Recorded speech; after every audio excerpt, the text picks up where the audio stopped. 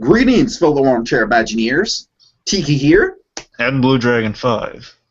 and welcome to the Main Street Cinema, the show where we discuss the finer points of filmmaking. And today, folks, we are here to pay tribute to the highest grossing, well, no, I'm sorry, not the highest grossing, most critically acclaimed Marvel Studios release thus far in a very, very long line of great releases. We're here to discuss Captain America, the Winter Soldier. Oh yeah.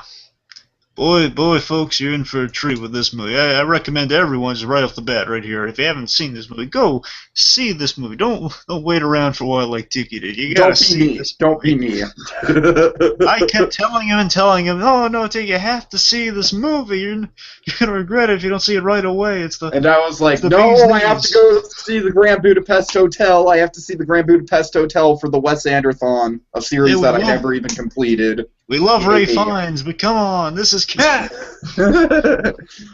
And then it was like, no, I have to go see Godzilla. Sorry, I have to go see Godzilla. I skipped out on Amazing Spider-Man 2 in theaters. I don't know. What can I say? I'm poor. I can't afford to go to every movie. I just saw Gone Girl, and that was the first movie I saw in like 3 months since Guardians. Yeah. So, all right. So, speaking of movies in general, BlueDragonFive, it's been a really good summer, hasn't it? It's been a really good year for comic book movies. I mean, if you think about it, we got this.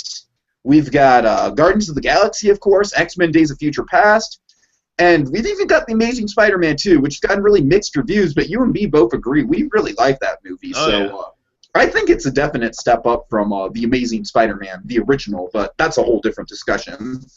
So, what do you think? Is this the best summer we've ever had in terms of superhero movies? It's just like 4 for 4, or at the very least 3 out of 4, depending on what your thoughts on Spider-Man are. What do you think? Oh yeah, it's been really. Plus, we got Big Hero 6 on the way too. That maybe kind of right, yeah. I didn't even think about that. Oh man, so I gotta tell you, these next 3 years in film really seem like they're really just like a trifecta win. You know, because it's funny because everyone kept saying that summer 2015, and don't get me wrong, that's gonna be big. I mean, you got Jurassic World, which is probably one of my most anticipated movies in my entire lifetime, but summer 2014 just crept up on us when everyone was talking about 2015. It's just like, oh, here you go, awesomeness, just complete awesomeness. True. Again, no one. It's amazing. Guardians of the Galaxy came out of nowhere to really sweep everything up. And it's the highest grossing film this year. Oh yeah, big time. Just spectacular. No one would have thought. I mean, like a year ago today, like would you think like, oh, hey, guess what? Guardians of the Galaxy is going to be the highest grossing film of 2014. I remember going into it saying, I'll see it if the trailers are good. I wasn't doubtful. I was like saying, okay, well, I'm giving a fair shot and come to it completely blind, which I think a lot of us were. Oh, sure, absolutely. All right, so anyways, so we can all agree that this has just been a phenomenal year for comic book movies. And debatably, one of the best comic book films come out this year would be the one we're talking about today. Yeah, and you know, it's funny because I remember there was a time when undisputably the first Captain America movie was like my top Marvel movie. I was like, this is perfect. This is like absolutely the perfect representation of Captain America on screen. You know, I'm glad you brought that up, Tiki. Oh, yeah. Sorry. I was just going to say, like, and then Phase 2 came along, and boom, we got Iron Man 3, which got mixed opinions, but I personally really loved. We got Thor 2, which is the weakest of the bunch, but still really, really good. And then we've got Captain America, Winter Soldier, and Guardians of the Galaxy, and all of a sudden it's like, wow, Marvel is just outdoing themselves at every turn, and it's just ridiculous. Well, first, before I get to my point, let me say I don't think we've really, and I know some people might argue, or be really nitpicky, but to be fair, I don't think we've had a genuinely bad Marvel film. I think it's like the classic adage by Leon Critch. It's like sifting through a basket of diamonds. You know, we haven't had anything bad. It's like I like Iron Man 2, but it has to be ranked at the bottom because the others are so Iron Man much. 2 is the weakest, but it still brought us Justin Hammer. Yeah, and Justin Hammer is just a bowl full of awesome. So I mean, Iron Man 2, Incredible Hulk, and Thor 2, all great films, but they have to be ranked at the bottom because they're not as strong and awesome as the other ones. Yeah. So it's like, I don't know. It's, Yeah, again, sifting through a basket there. But let me say this about Cap. Sure. About the first Captain America, something interesting, really just thinking about it. Captain America was the last out of the Phase 1 films. Anyway, and Matt, and as you said, it was a big hit. I mean, Captain America is one of the huge linchpins of the Avengers, if not for Iron Man, because Iron Man is the one that technically started the Avengers. Yeah, literally. Sure. But still, Captain America, he comes in, he's their big heavy hitter. They save him for last when they outdo themselves with, Iron Man, Hulk, Thor, and you think, okay, how can they get any better than this? Cap comes in, steals it like that, and he's pretty much almost the lead, like, if not lead, then definitely semi-lead in Avengers, and now we get this great film with him. Cap is really, he's a huge popular hit within the Avengers crowd. Like, I think Cap's really dominating the fan favorites in Avengers. Yeah, and it's interesting because it's like it's one of those classic cases in comic book movies when it first gets cast, and I was right up there, like, what the hell? The Human Torch is Captain America? What? And just Chris Evans just absolutely blows it out of the water. Like, he is just the perfect Captain America. Just I cannot picture anyone playing him better than Chris Evans does. It's just ridiculous. So I don't know. We are just in a golden age of comic book movies. There's no other way to put it. I mean, people are going to look back on the 2000s, 2010s, and just think, like, wow, that's when everything changed. That's when everything blew up in terms of comic book movies.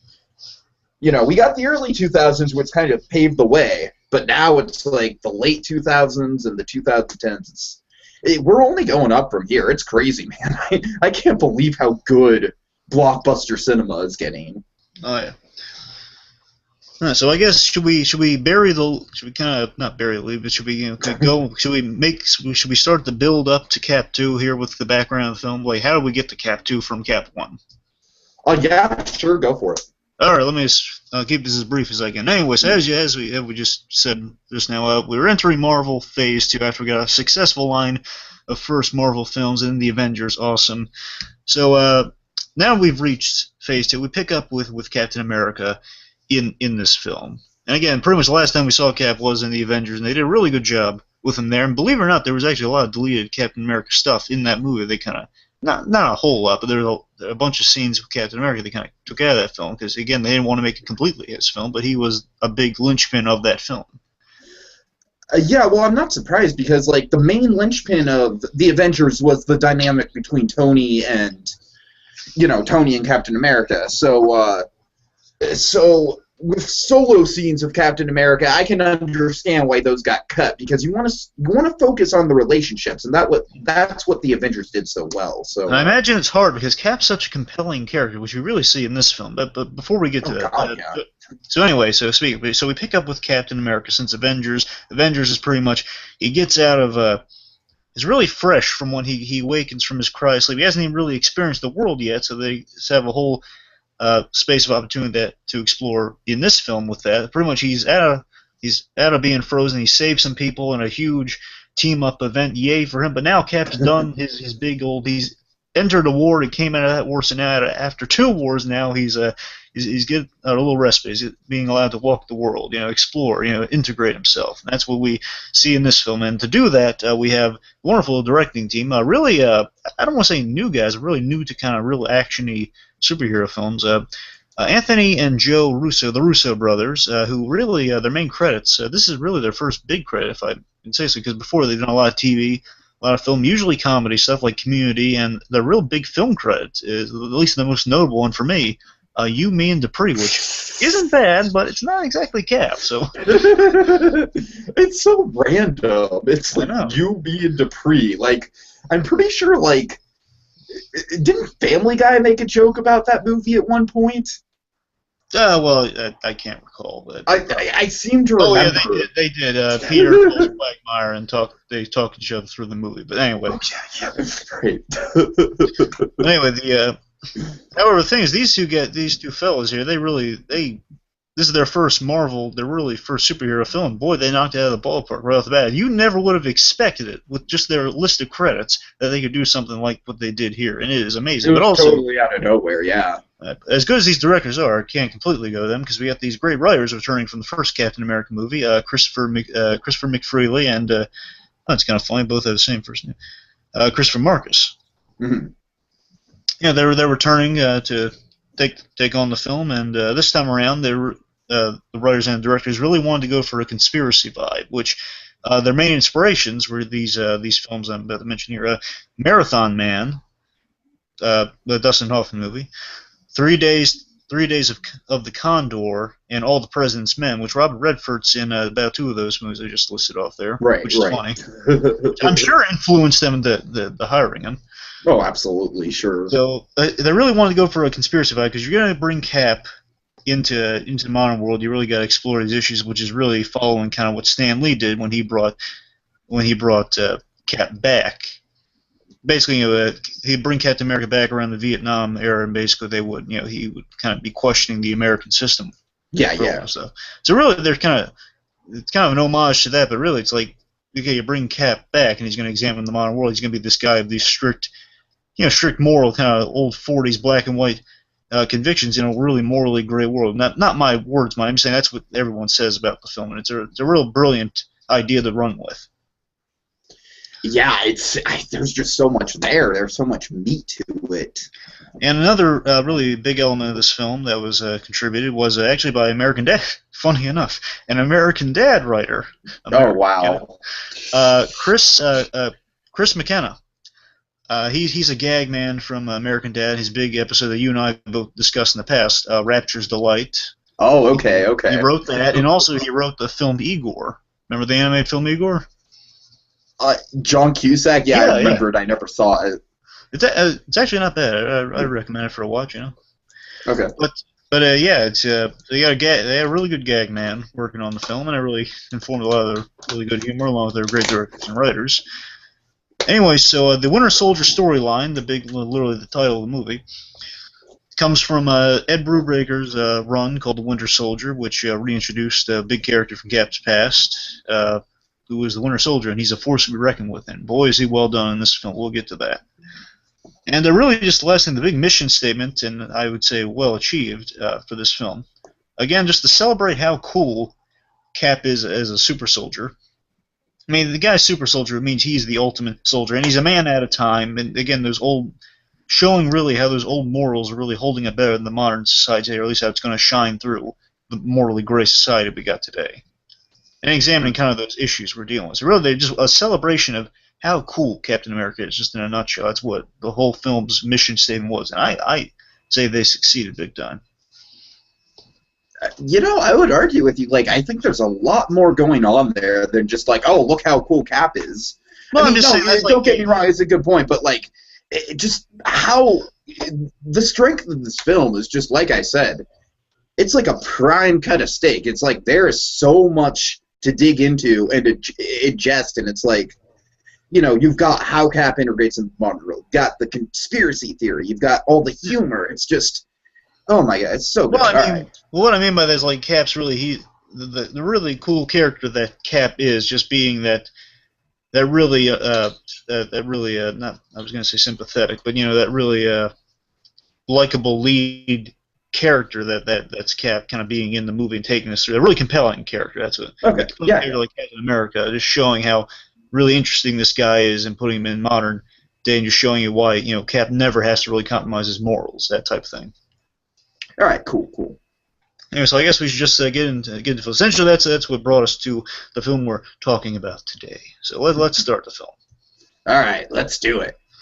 All right, so we start in a really nice, again, kind of homaging kind of our classic inspirations, Marathon Man and 3 Days of the Condor, particularly. Mm-hmm. We start with a quiet opening, a really nice quiet opening, jogging through Washington. Isn't it funny how much this contrasts the Guardians of the Galaxy opening scene? Mm. Well, I mean, not the opening, but I mean the scene with Star-Lord dancing over everything. Right.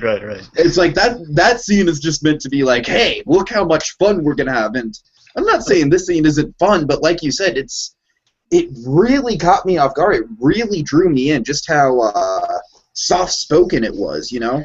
Well, think about this. It really speaks, both of those openings, Guardians of the Galaxy and this, really, it speaks to the core of that character. Because the thing about that says so much about Star-Lord. That's why I love that movie. Oh, sure. That character, Star-Lord, in that movie. And here really just says, Captain America, he's you know, he may be a super soldier, but he's an average soldier. He's the average guy who happens to be a soldier, and he's doing what any soldier does, like we see Sam Wilson doing, just running around, doing his jogging in the morning. I just love that first shot. It's so beautifully composed, where it's just like the jogging, and you see Cap running up like really fast. It's, oh man. I'm gonna kind of say this overall about the film. I think it's a truly beautiful film. There's rarely, I know there's some gripes here and there we'll get into, but I think pretty much this film, there's not a minute of it I don't like. Yeah, and I think it's worth noting that I've only seen it one time. I saw it the first day it came out on DVD, so you've probably got it way more fresh in your head than I do. Oh, so. I've watched this over and over again. It's such a beautiful film. There are literally points in this film where I'm near the brink of tears. It's so beautiful. I sincerely mean it. It hasn't really happened with a lot of movies, but boy, this one really does it. Mm. All right. Anyway, so we're jogging and watching really nice, quiet openings. Literally from the dawn starts, from night to day. And we meet the wonderful character everyone's going nuts for, especially the ladies, Sam Wilson, played by the wonderful Anthony Mackie, who indeed has a catchphrase when he's on set called "Cut the check," which is just a funny thing. They literally put it in the feature explaining his catchphrase, so I think it's worth talking about. Oh, wow. Anyway, so yeah, what do you think of Sam Wilson on the whole?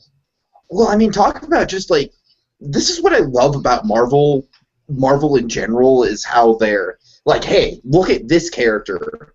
He's someone that I could just see like working alongside the Avengers. He's someone I could see just popping up in other people's movies. He's such a versatile character. And I got, to tell you the truth, I was really surprised about how long it took us into the movie to actually get to Falcon and how much we concentrated on Sam Wilson. Oh, yeah. Because I was honestly kind of, for some reason, I was under the impression that the movie started with Falcon and Cap working together. So that was a big surprise for me to see their relationship develop and start from there at the literal opening of the movie. So, like, it really drew me in. I love this guy. Think about this. Yeah.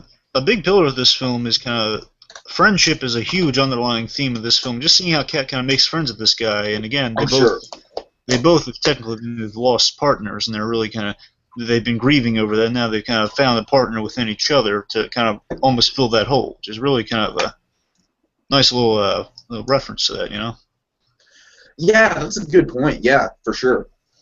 Anyway, so also we get the really fun gag, and I love mundane and stuff, and what better hero to do that than Captain America, as we've seen in Avengers, the humor that can come from that.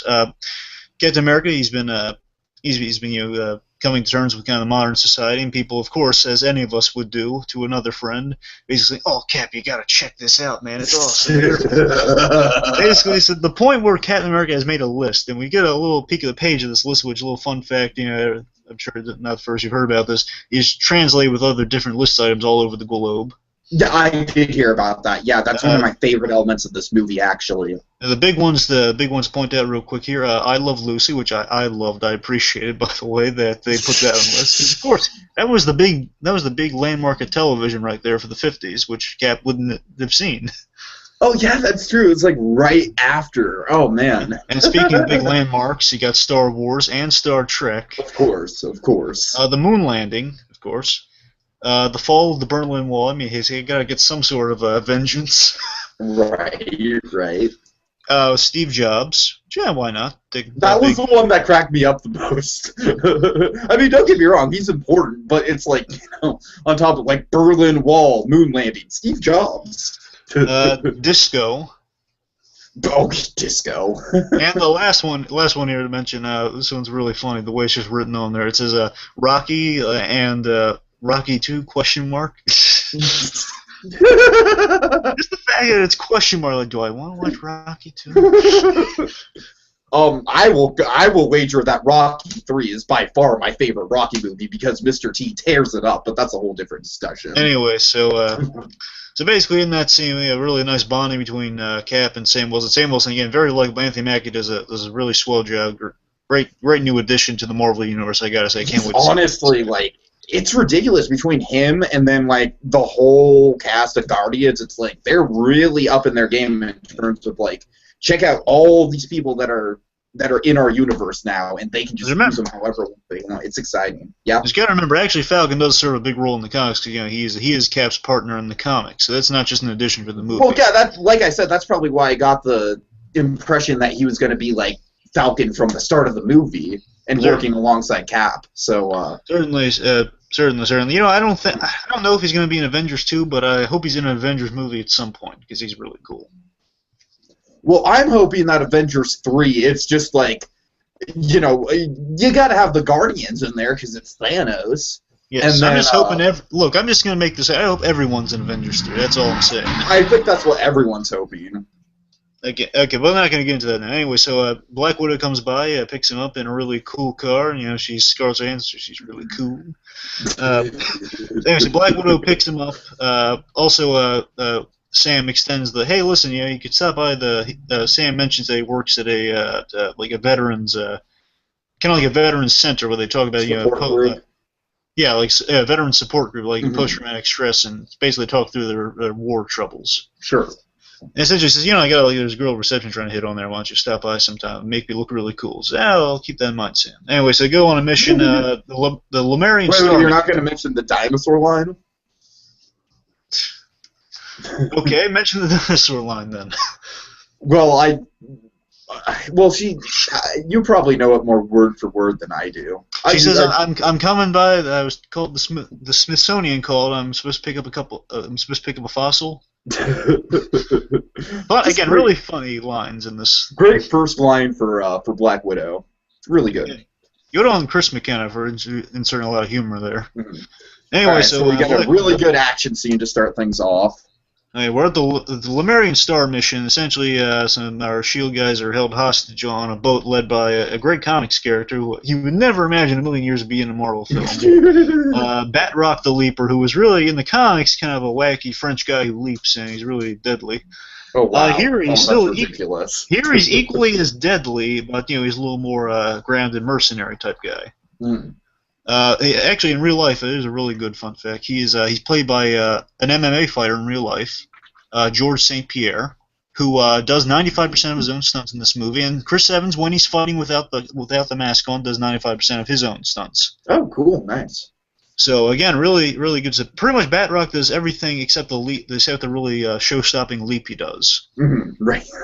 they use like a gymnast in there for like doing like some really fancy flips for that one. Yeah, still really impressive stuff. Anyway, so Batroc's a mercenary who's taken over the Lemurian Star, full of S.H.I.E.L.D. agents, including Sitwell, who will play big time later. And so they're getting ready to touch down. Cap's saying, I'm really tired of this covert stuff. I'm tired of being Fury's janitor. Widow's saying, it's for good cause. We got to save some of our own people there.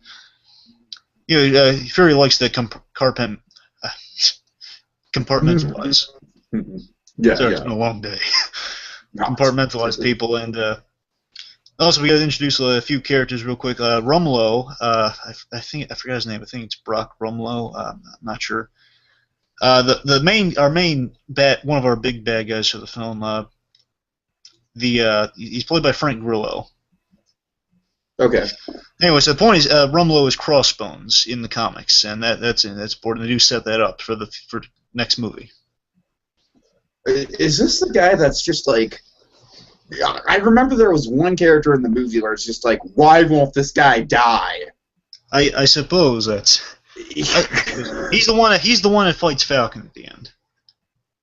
Okay, I don't know. The point is, Rumlow, actually a really interesting thing. Again, I didn't pick this up the first time I watched the film. I had to learn about this, that he was, in fact, Crossbones. Crossbones is important here because he's one of the guys that killed Cap in the comics.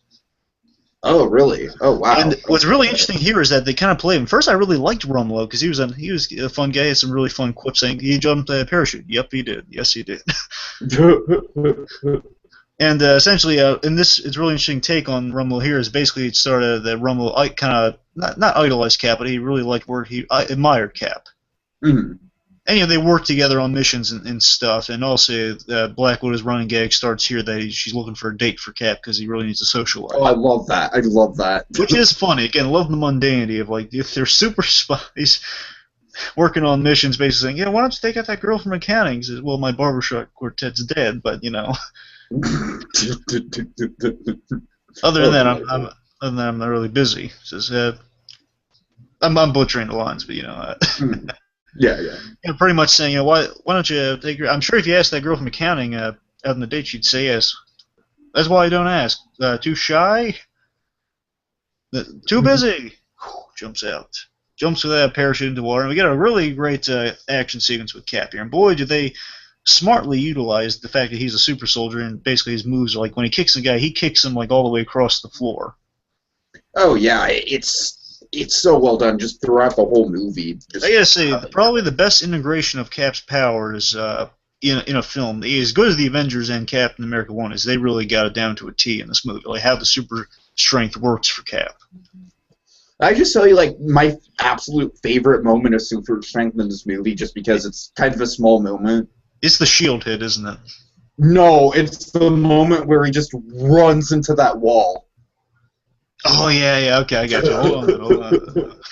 Anyway, so really good stealth stuff with Cap. So first of all, real quick, let's talk about Cap's costume. Really nice new costume is he's sporting. Oh, I really like it. Yeah, I mean, of course, everyone complained about the Avengers. It was too bright. I love the Avengers suit. I really like it too because it's classic Jack Kirby style. It's just red, white, just the colors pop. It was perfect for that movie. Yeah, let me say this: I was completely fine with the Cap suit. Then people after the movie they kind of bring up the helmet's a little off, and I say it doesn't bother me. But then I see the helmet in this movie. The helmet in this movie is much better, though. I'll give them that. Yeah, well, the thing is, I mean, this movie is obviously a much more gritty movie than the Avengers was, so with that, it's appropriate that we get a gritty costume, and I think that's exactly what this is. It looks very much like something a soldier would wear. It is, and it's styled after his suit when he was in charge of S.H.I.E.L.D. for a while, after he abandoned the Captain America moniker for a while. Right. And it really good stuff. My only real nitpick in the entire film, I can make a piece of everything except for this one really minute thing. It's really stupid. Wow. And Let's hear it. And it justifies itself too, so it's really I have no reason to be mad at this. It's an aesthetic gripe. The shield in this one scene only, again, it's very minute. His shield is painted in stealth color, so he has a blue shield for this one scene.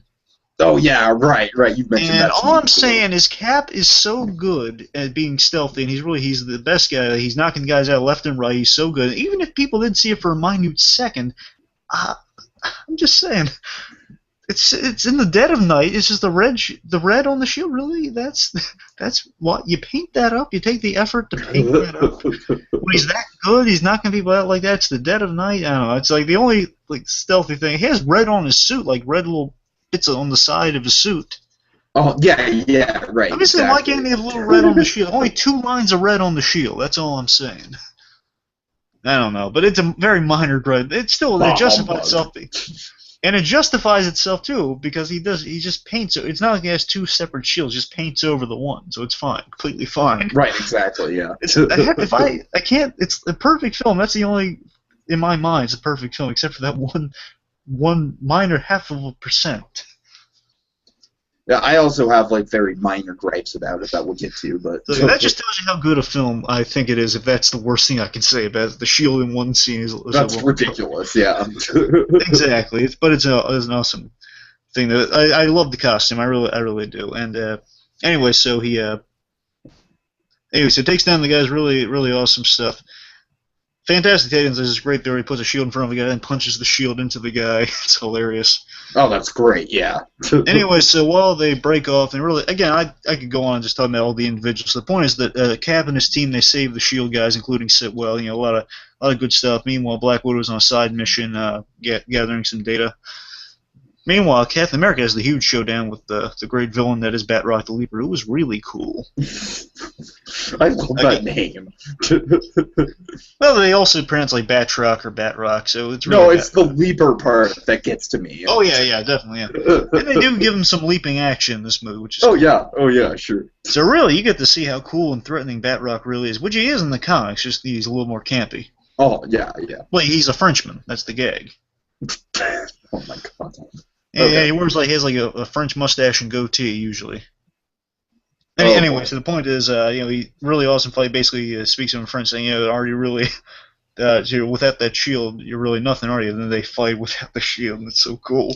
Anyway, that's a really pivotal line because the whole movie is kind of illustrating why Captain America is everything about Captain America is about his heart and about the moral decisions that he makes, and I think it's really cool that they illustrate that right off the bat with the villain questioning it. That's a good thing. I never really thought of that. Yeah, you're right. Yeah. Oh yeah, definitely. Anyway, he takes out Batroc for a moment before he wakes up after he discovers Natasha actually had a side mission that Fury gave her to steal the information. Well, really, they're hostages and stuff he really could have used her for. And right. Bonus Cap's a little peeved there. Say, hey, you compromised this mission. Oh, relax. I didn't compromise the mission. Batroc wakes up and says there's a bomb. Deflects it. Anyway, mission over. The guy's caught. Yay for us. Yay. Hostages saved. Awesome fight again, everything. Anyway, so meanwhile, we're pick up with Fury. We're at the really cool shield base that is, I believe, the Triskelion. Dude, I lost it when I saw this. I really love it. Oh my god. I was just straight out of the comics. Just perfect. Oh, it's so cool. Yeah, the shield base is really cool. But I love that statue. They have the shield logo in the middle of it. We never see this in Agents of S.H.I.E.L.D., do we? Actually, I think we do. No, we go to the hub in S.H.I.E.L.D. Actually, I don't think we've been. We may have been here. I'm not sure. Okay. It's been a while, so they go to a few locations kind of similar to this. I can't quite recall. Right. Anyway, I think I will remember that awesome statue, though. That's the thing. I don't think they were there. Sure. Anyway, so we're in a really cool scene, the start of a really cool scene between Steve and Nick Fury. And they're chatting about pretty much honesty and trust. Pretty much Steve's really mad that he's compartmentalizing things.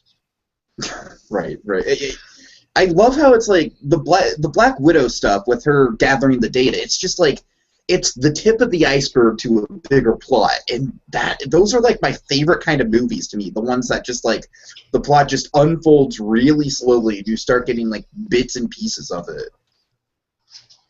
Oh yeah, and it is playing to a lot of overall stuff and overall themes of this. Cap, he's feeling uncomfortable, kind of the way S.H.I.E.L.D. operates, because the only reason Cap's sticking around S.H.I.E.L.D. One reason is Peggy Carter is involved, which we'll find out momentarily. But the other thing is that it's because it's the American government, pretty much. It's it's the super soldier version of the American government.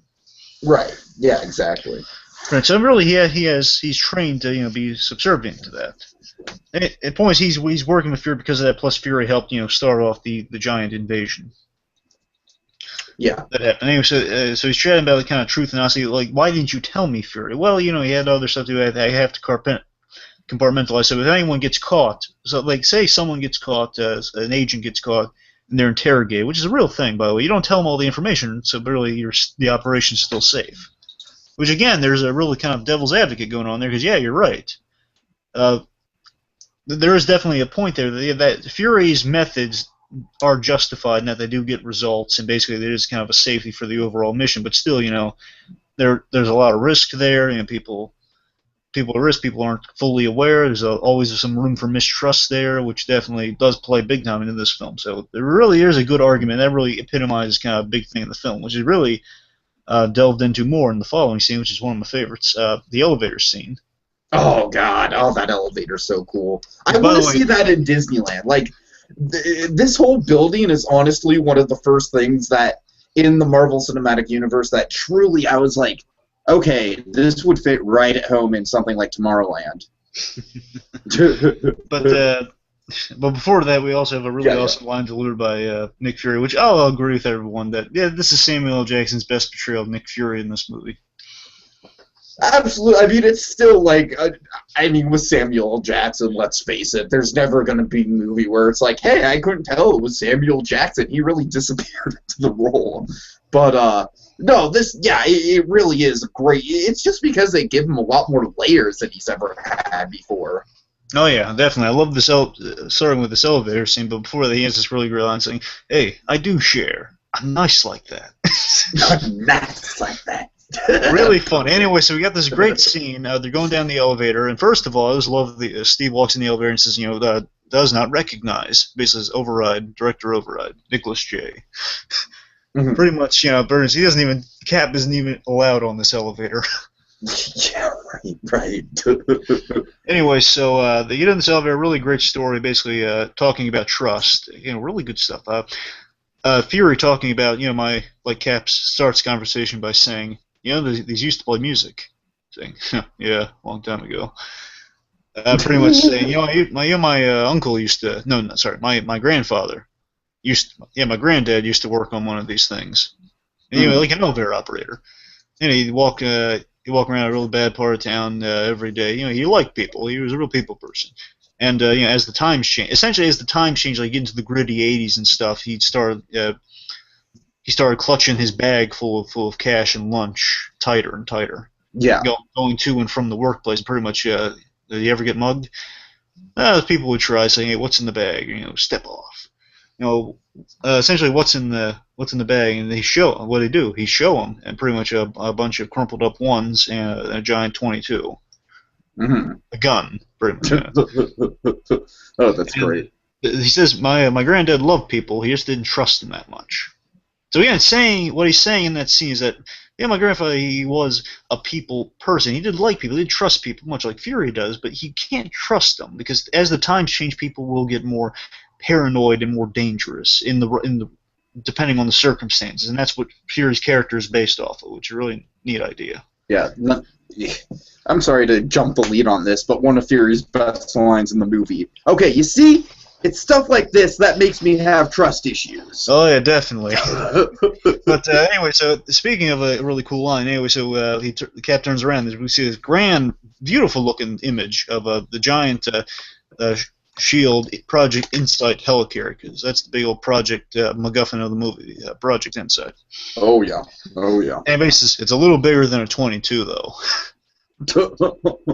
Essentially, we see Project Insight. And Project Insight is three ginormous, not ginormous, just three helicarriers that are armed with a really pinpoint accuracy lasers. Essentially, they target threats. Really dangerous stuff. Really effective. It's kind of like the Justice League's Watchtower in the cartoon, where basically they have like a laser that point down to fire on certain threats. Right. Anyway, so then Cap obviously has skepticism. We got a really funny line about Iron Man being trapped in the not the rudders, but the engines. The engines. I missed that. What's the line? The line is basically we see the giant arc reactor technology built into the helicarriers, how it flies now. Basically, that Stark's work says, yeah. He wanted to upgrade him since he got an up close look at the engines. I totally missed that. That's great. Which is really funny, I gotta say. This shows you how well that they integrate all the Marvel, all the other stuff from the cinematic universe. It's like there's stuff that you wouldn't even catch on the first watch. Oh yeah, a lot of great integration of classic Marvel stuff here. Anyway, so the point is, Cap has his reservations about this, and pretty much devolves it down a really great line, kind of really, it's a quote-worthy line. This isn't freedom, Nick. This is fear. Right. Which is and Nick Fury saying, it's about time you got with the program. We need to be in the moral gray here. Sure. And it also points out, this is important, he says, I read those old SSR files. You guys did some nasty stuff too back in the war. The SSR was the precursor to the S.H.I.E.L.D. Oh, okay. Directly precursor. It goes Peggy Carter worked. Right, yeah. And you literally see Cap, that was what Cap's outfit was. He worked with those guys. Yeah. Okay. Anyway, so the point is, he says this isn't freedom, this is fear. Essentially, you're pointing a gun down to everybody with all those lasers and stuff, trying to keep people in order. Nick Fury said this is the most effective way to get results. Again, you can't argue with Fury's results and his reservations for this thing, because, with threats like the Chitauri and Avengers, you can't really blame them for having precautions like that. Oh God, right? Think about it. If this whole thing existed and you had all the Chitauri down, at least on the ground level, the Chitauri might be dealt with. Uh-huh. You know? Anyways, the point is, this is kind of a necessary precaution it takes care of all the enemies in like a foul, not just a foul suit, but pretty much keep everyone in line, just showing you if you step out of line, you will be dealt with, which still has terrifying implications, but effective ones. And it's obviously Cap doesn't want any part of this. Again, Cap representing the old black and white viewpoint there. Anyway, so Cap wants to clear his mind. Cap's really not good with this. We saw a great shot of Cap and Nick Fury having their argument in front of like the giant dome under one of the helicarriers with the guns pointed at him, which is a really cool shot.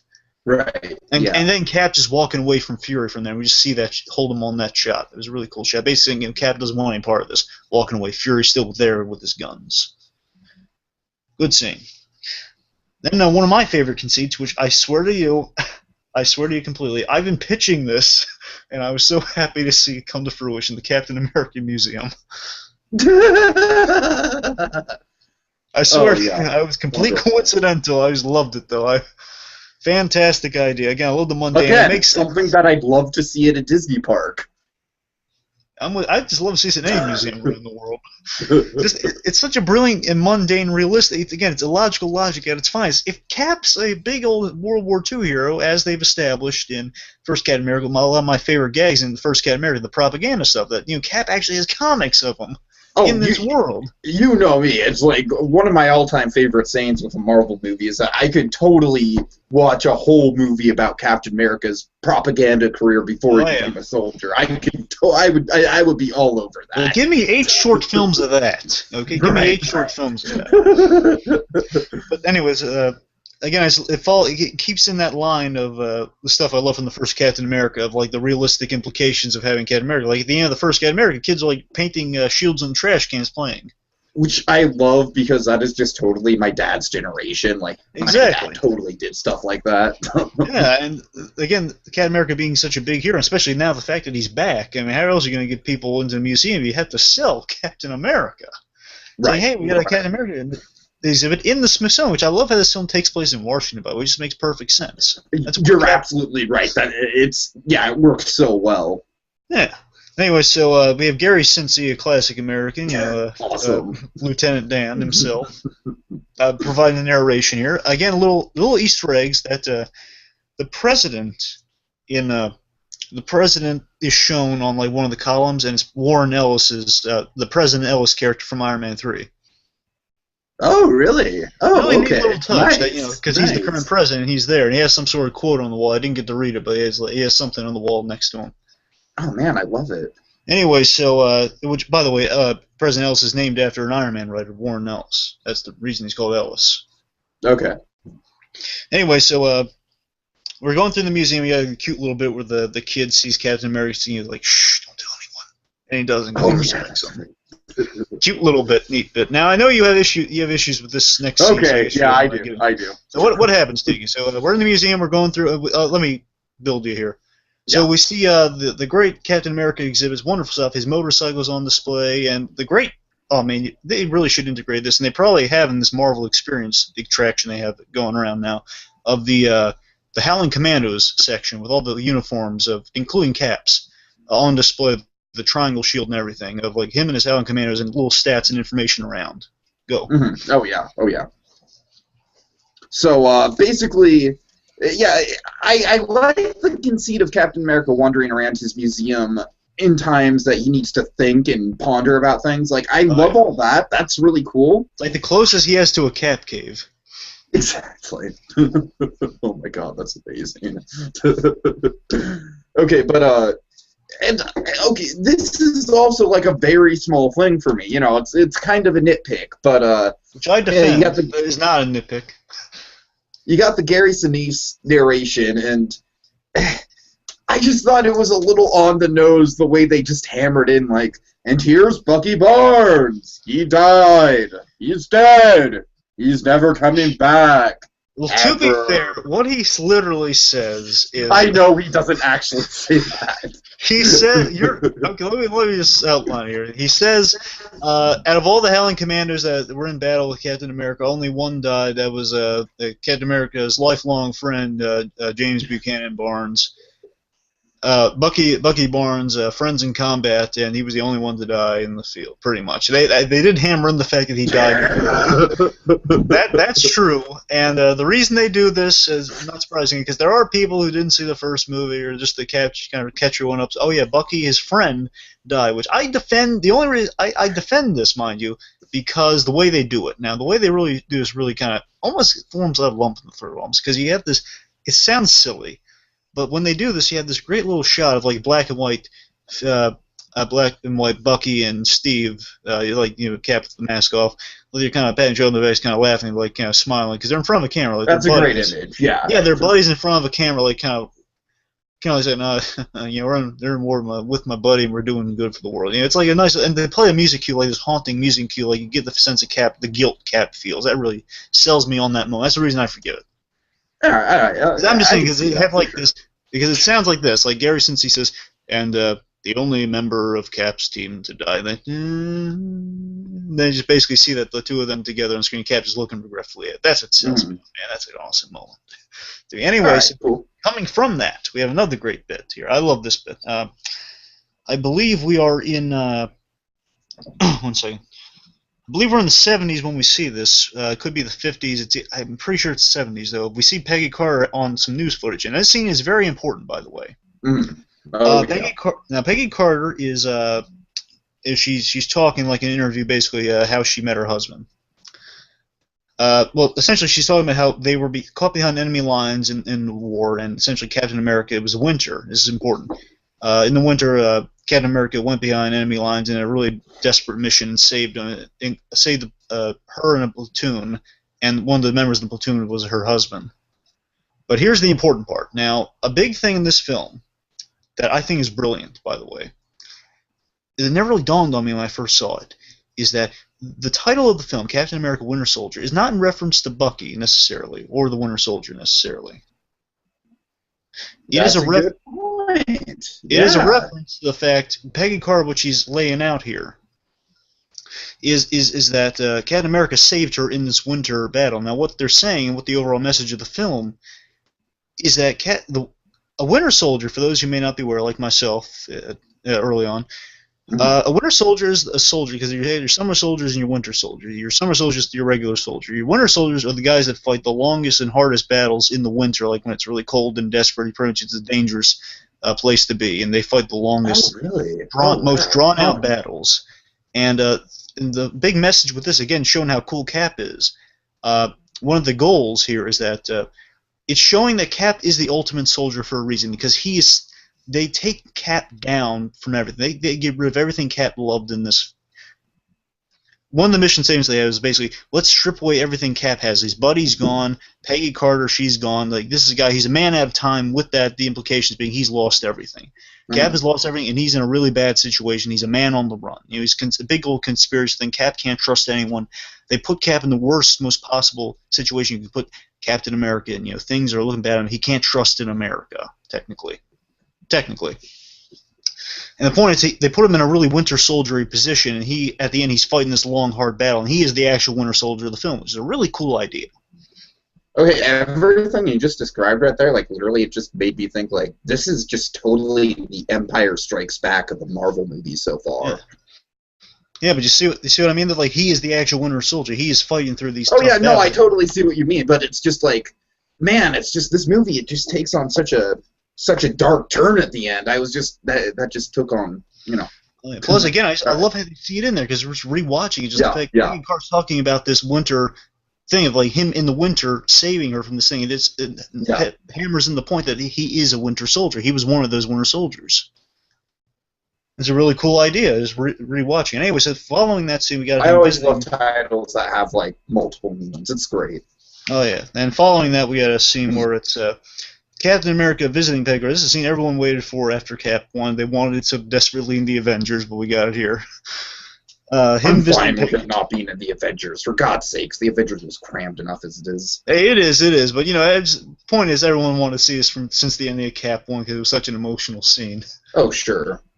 Of promising Peggy Carter that he'd dance with her.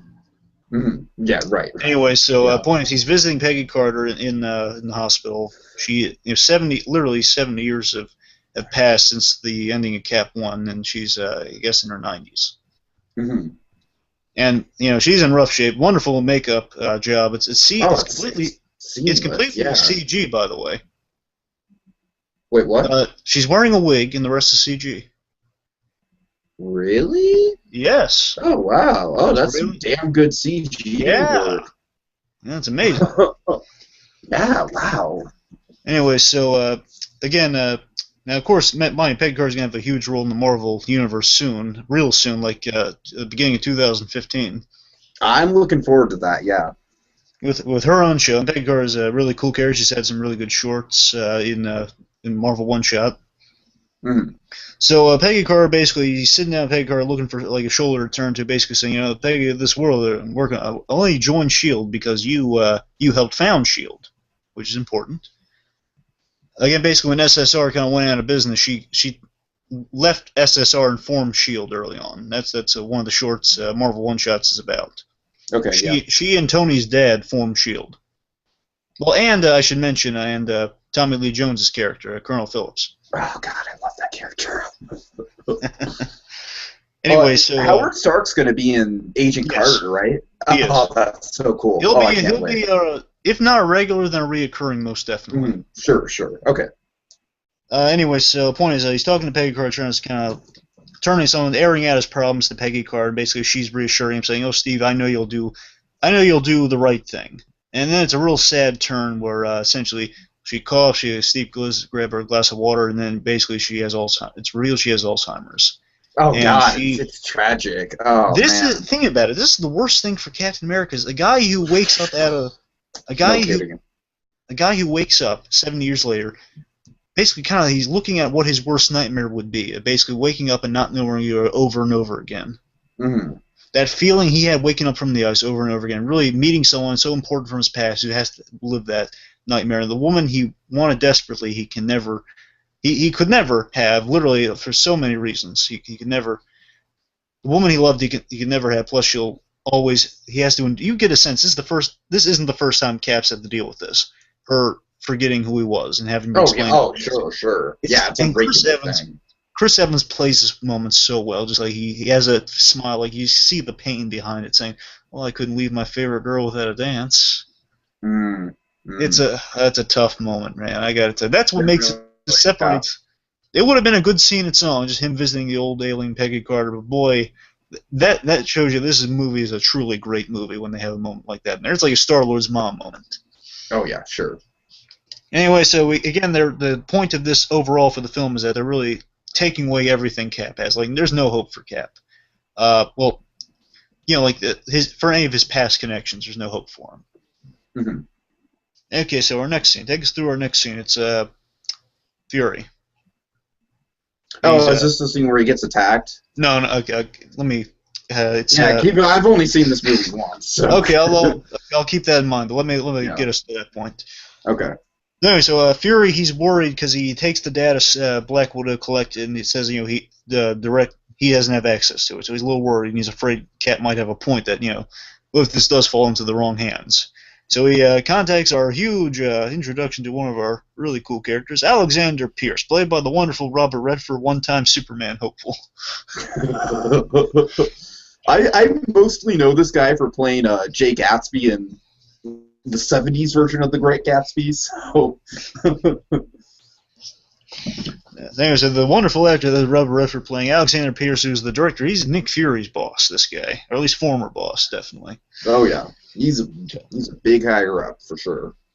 And speaking of higher up, he's talking to the higher-ups to higher-ups. The World Council, who was in the Avengers, when they always play stylistic.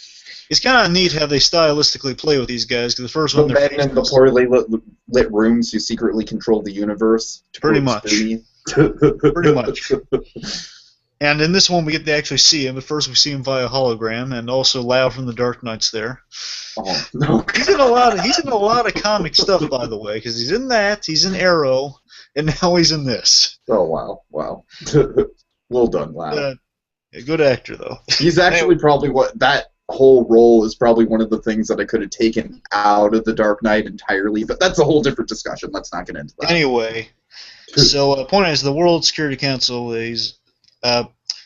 I forget. Alexander Pierce is just talking to the World Security Council. I guess just kind of selling them on the idea of insight. I guess I don't quite remember. I guess they're selling them on insight.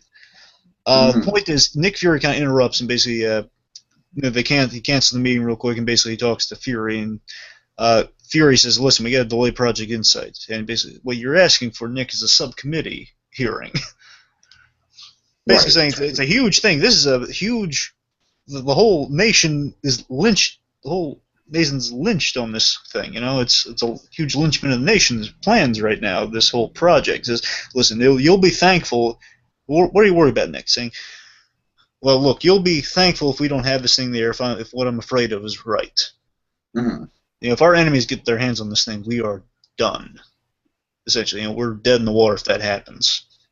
And then basically, of course, Alexander Pierce, smart guy, and I like this. I like how they outline Pierce's character. Again, marketing not too flattering on some of the plot details of this film, I'll admit. So his turn later on is kind of spoiled going into it. Pretty much, yeah. I don't know. The thing is, a lot of these characters kind of have villain vibes about them, so it's kind of hard to. Well, I mean, by the same token, I kind of feel like Bucky coming back was spoiled for a lot of people. Yeah, You know so what again, I don't like to kind of give the things away like this early on in the review, but yeah, pretty much we all knew going into this who Bucky is. Well, come on. Yeah, He's the there's main literally crux of the whole film. yes, it's a huge thing in the comics of who that character is, so it's a gutsy move again to build that, but they do build a really good surprise for it though. But, you know, of course, you know, in comics history, there was a long time where Bucky Barnes was like one of the untouchable people that you couldn't kill, you know, right up there with Gwen Stacy. Very true, very true. No longer the case. Oh, I mean, I'm sorry, not couldn't kill, I mean couldn't bring back. Yeah. Yeah. Well, I don't suppose you'd kill him again, but you know. I would hope not. Yeah. Well, except Marvel Zombies. I guess that's the exception. But anyway, that's a whole different. let's see that Marvel. Marvel Zombies at one point in the Marvel Cinematic Universe. You know, they might do that as a. that. Imagine if they did that as a miniseries on AMC. Oh god! Oh, that'd be amazing! Oh my god! Okay. Anyway, so the point is, Alexander Pierce, played by Robert Redford, he's really convincing the fact that this is a smart guy, nice guy. At least, definitely at first. You know, he has a funny lines basically. Okay, well, Nick, I'll do this for you. Listen, I need you to do me a favor though. I need you to make Iron Man stop by my niece's birthday party. And he can't just stop by; he has to mingle. Yeah, it's to mingle. Yeah, I heard that. I was on the floor laughing. By the way, that was just that. Again, I love the mundane, and that was like the ultimate mundane iceberg. Because you can just see Tony Stark like awkwardly trying to. You know what? I wish that would have been the after the credit scene. Wouldn't that have been a perfect after the credit scene? Okay, look, yes, but not the how it should have ended route. Okay, the how it should have ended route's kind of taking away the mystique of it, though. I didn't even see the how it should have ended yet. Okay, if it's like I always picture like Tony in the suit stopping by, and that's what I'm saying. Sure. Because in the how it should have ended, it's like literally the end. They're poking fun at Iron Man 3. Basically, him's like, I am Iron Man. No, you're not. You're not in the suit. Point is, well, Iron Man is not it's like if you ask for Iron Man, get Iron Man, not Tony Stark. Point is, Iron Man stopping by a little girl's birthday party cracks me up so much. I wish I would have. Again, it's a shame he turns into a bad guy, so we can never get that now. But that would have been hilarious. Right. Anyway, so meanwhile, Cap, he's stopping by the Veterans Center. We got some really heavy stories. These are like real life, based on real life stories at least. People basically saying this is a real life thing where veterans will have post-traumatic stress to the point where like they see something on the road, they swerve past because they think it's like a bomb coming in at them. Oh yeah, oh sure, yeah. Really heavy stuff, and I like how Anthony Mackie's saying, you know, you carry this stuff. It does thematically fit into kind of what Cap's kind of problem is. He's a soldier coming out of war, so he's got some issues, definitely. Right. This just came to me. Do you have any idea if any of the extras in this scene were real war veterans? You know, to be honest, I don't think so, but I could be surprised. Maybe that would have been really cool. But I don't think so though, because I think you have to have some actors. It's like it might be a union thing. Oh, okay, I got you. I'm not sure, but I don't think they're real. I don't think they couldn't have got them, but I don't think it's Well, I real mean, veterans. there's United 93, which literally uses like pretty much all the real people. But yeah, anyways, So again, no. Anyways, the point is, I don't think so, but anyway, it could be. Point is, Falcon has a really nice sentiment there, basically saying, the way you carry your stress, carry your problems. Basically, you can carry in like a giant duffel bag, you can carry in a little man-sized purse. Yeah, that's a great quote. Yeah. You guys aren't going to lose this, but you can manage it well. That's essentially what he's saying. And that's kind of that's a really good testament, especially to Cap, because next he talks to Cap, and basically says, "Oh yeah, you stopped by." Pretty much in that scene they talk about both of them losing a partner.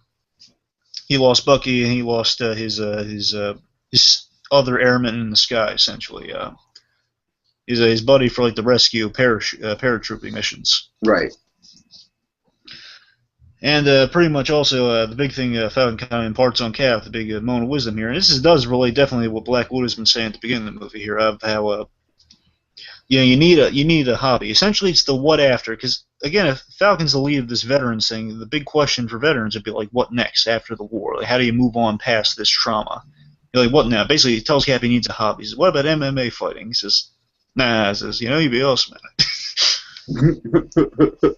I love again. Like I could totally picture that as like an after the credits thing. Just Cap in a big wrestling match. I don't know. It seems a little too easy for me, but I don't know. It could be cool though.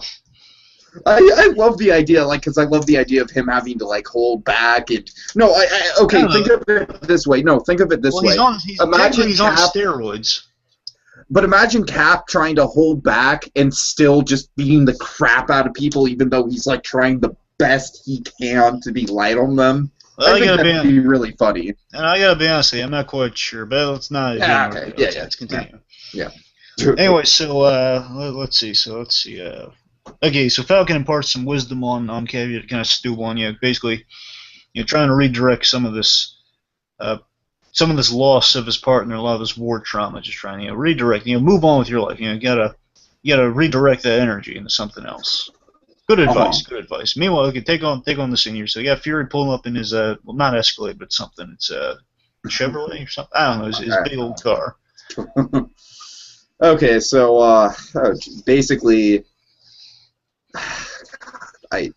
you have to take us through the scenes, man. I've only seen it once. All right. I'm sorry. First of all, Fury pulls up and some cops pull up by him and says, "You want to see my lease?" Oh, yeah, the cops. Oh, boy, this is such an eerie scene. Again, really, this is where the conspiracy movie really seeps and starts, really, right here. First of all, the cops are hired hitmen. So they whiz by, and then Fury's passing by like 2 feet, and then boom, bang, car hits him, and he's jammed. He's like, it's a whole conspiracy. He's boxed in there. Oh, it's crazy, yeah. Soldiers come out of nowhere. They're pulling out some wacky, espionage devices, basically drilling in like a battering ram. I love this thing, by the way. The battering ram goes in the ground. It's like an electronic battering ram. And first of all, I love Fury's car so much in this scene. First of all, he's got like morphine in the side there because he broke his arm. It's like the car's mapping out his physical readings. Basically, okay, your left arm is fractured. Basically inject morphine here. The car's talking to him, giving him some lip too. Oh yeah. Before that, I should mention that he contacted Maria Hill, basically telling her that he needs some information on find out what's up with Insight. Mm-hmm. Essentially, first of all, Fury's car has this really great windows. It's a shield car, which is awesome. Because the shield car has all these really cool features. Basically, it has like ultimate bulletproof glass. So it measures the window's integrity from like 100% counting down. So window integrity at 8%, window integrity at 13%. And basically saying deploying countermeasures. Not yet old. Window integrity at 2%. Now. Pulls out this giant. Oh my god, this is awesome. This like mini gun, also bazooka launching. Nick Fury loves his like launching weapons, doesn't he? He does indeed. And boy, like he makes a pathway with the giant grenade launcher, I guess. And he's driving. And first of all, I love how the car kept mentioning, basically saying, how the propulsion system's going. Essentially, he says, Take me in the air. Essentially, I love the idea that the car could fly if it wasn't damaged, and we don't see it though. It's a cheap way around a really funny idea.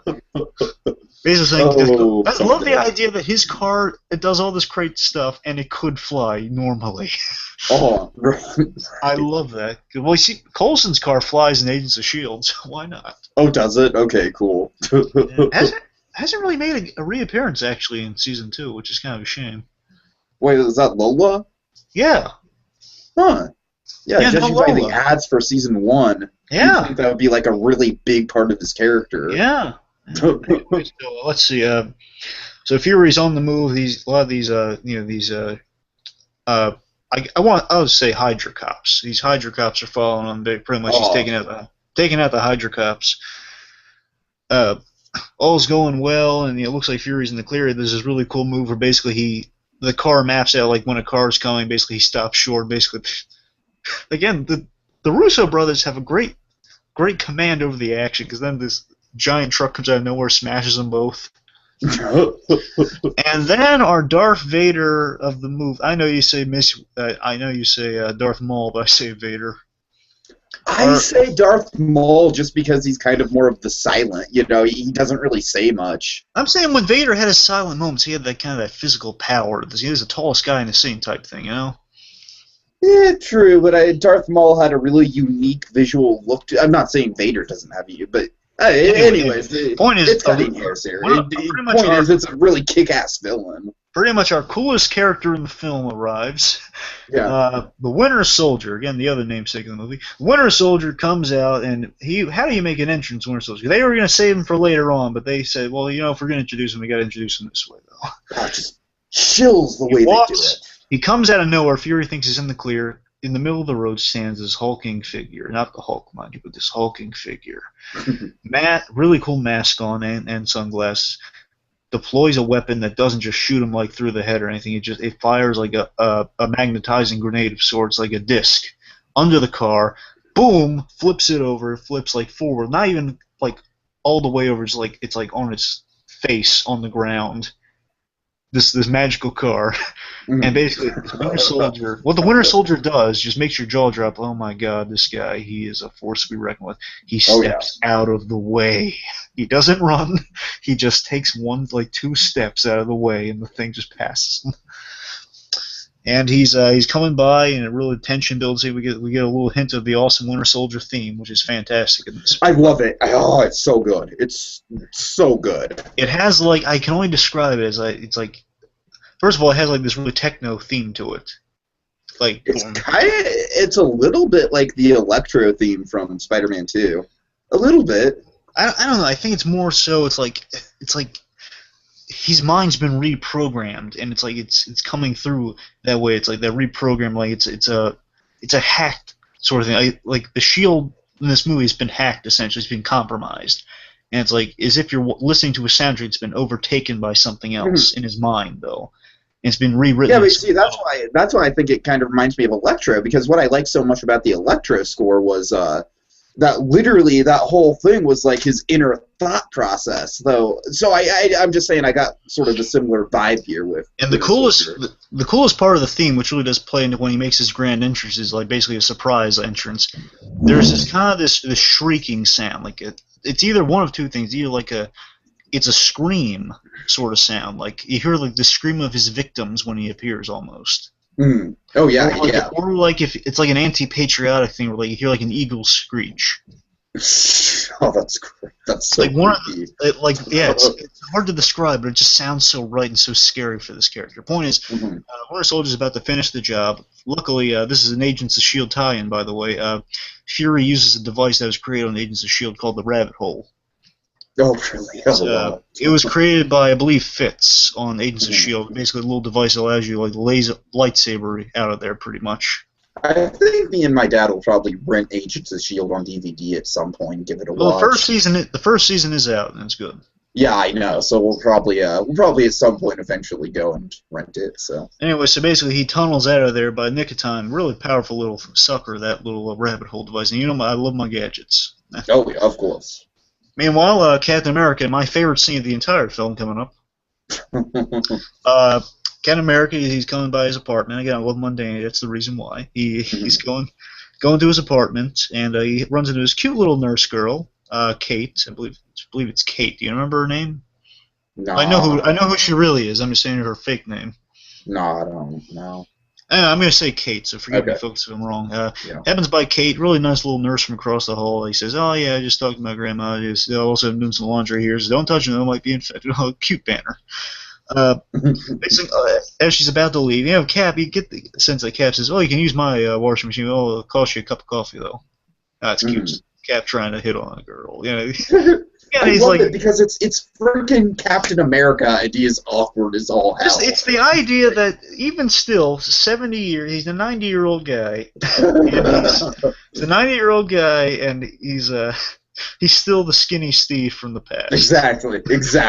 Oh, it's so good. It's awesome. And the point is, here's the important part. Here's the start of my favorite scene. She says, "Oh yeah, you left your stereo on, by the way."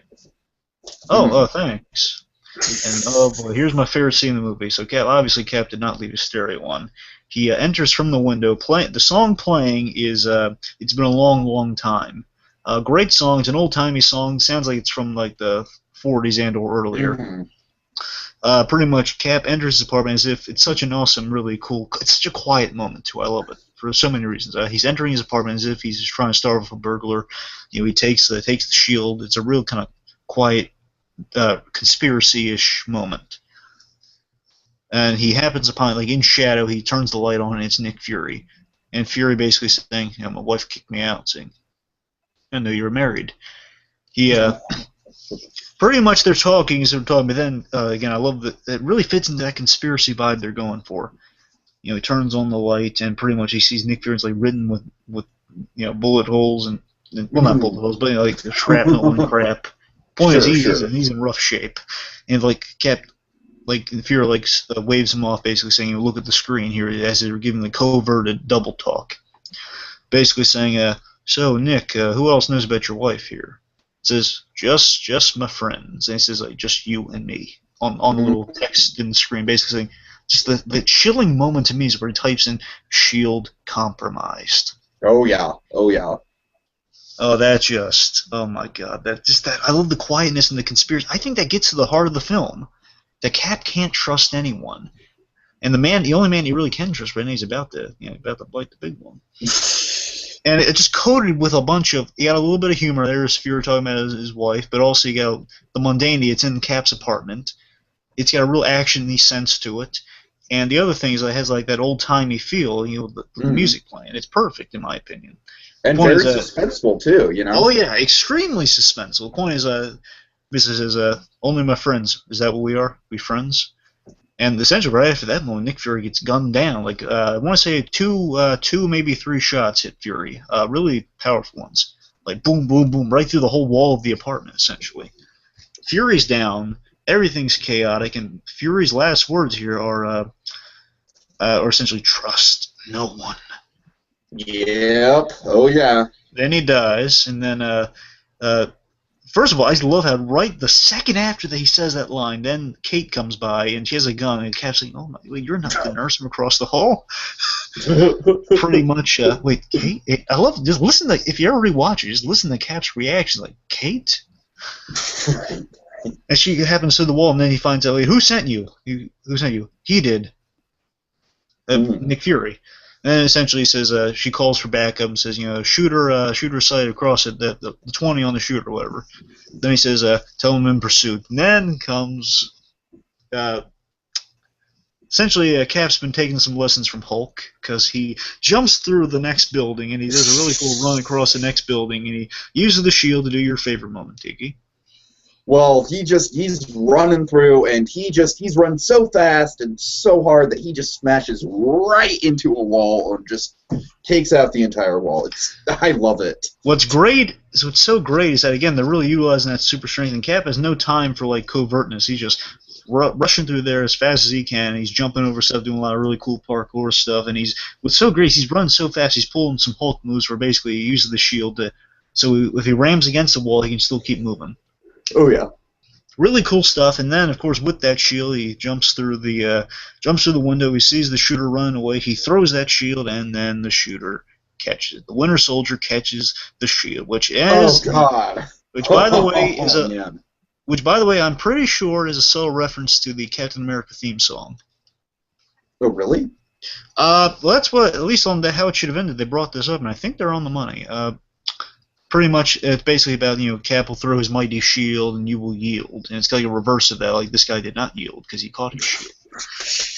I think that's a little bit of a stretch. But I'm okay, just I'll go saying, with it. I'm saying that's the gag people made, and I didn't hear anyone disprove it, so it might be a stretch. A subtle reference. Like they did that in Iron Man. Iron Man, they referenced the original song in that movie.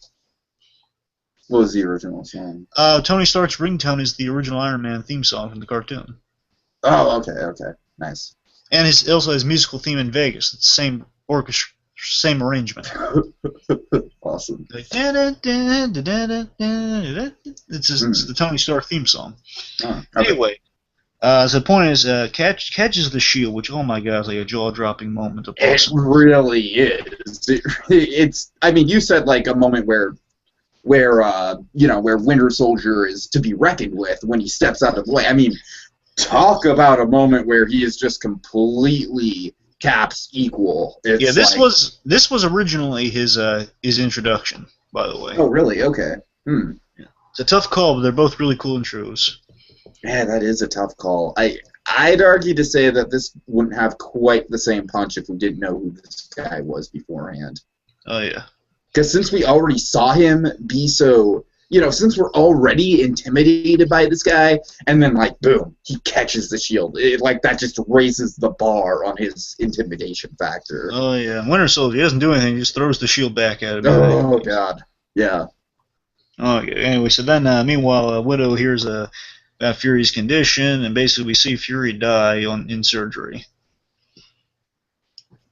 Yeah. He dies in surgery, and basically Maria Hill's also there, and pretty much it's kind of neat. If you notice, the camera focuses on Widow the whole time. No, I didn't notice that. Pretty much, again, Widow's really effective. Like, she was like really close to Fury. Like only she and Coulson were pretty much in Fury's trust, and Maria Hill were pretty much in Fury's trust the whole way. Mm-hmm. Anyway, so pretty much she's really effective, and she knows something about the Winter Soldier. She knows that Soviet piercing rounds, like rounds produced by Soviet Russia.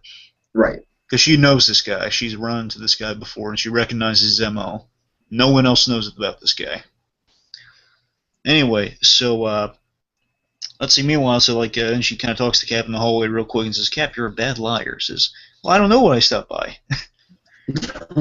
Meanwhile, again, really, the conspiracy starts right after Fury dies, essentially. Oh, sure, yeah. And then pretty much Cap doesn't know who to trust. Like, he's talking to Natasha. Natasha has some questions, saying he's lying. But then I love this moment. Like, the thing is, Rumlow is saying, "Hey, Cap, listen, we gotta go." Saying, "Okay, in a minute." No, now, Cap. That's conspiracy vibe right there. Like, oh man.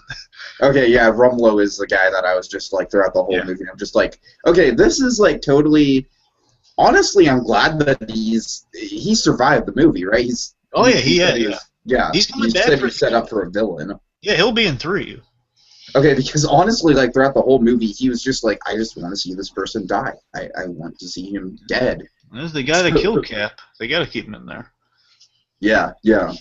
Oh man, do you think they're gonna kill off Cap in the cinematic universe? Do you think they're gonna go that route? Yes, but not in that way. Not in the way they did in the comics. So you don't think it's gonna be via Civil War? No. Don't get me wrong. The Civil War is definitely kind of a cool way to go, but I think they're going to go with a much cooler way in the films. But we'll get into that some other time. Anyway, let's see.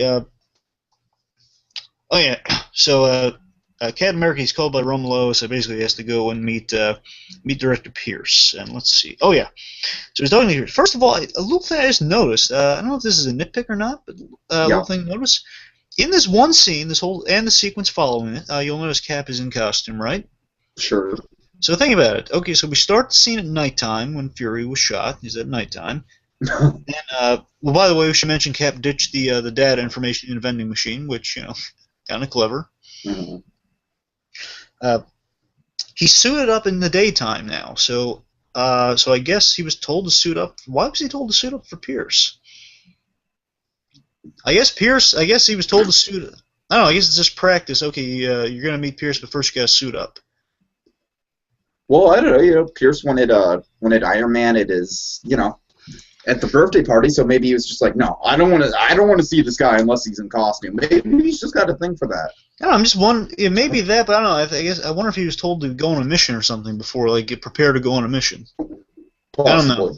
It's kind of a weird thing. I just don't know why he's just dressed up in the costume aside from the action sequence to follow. Right. Yeah.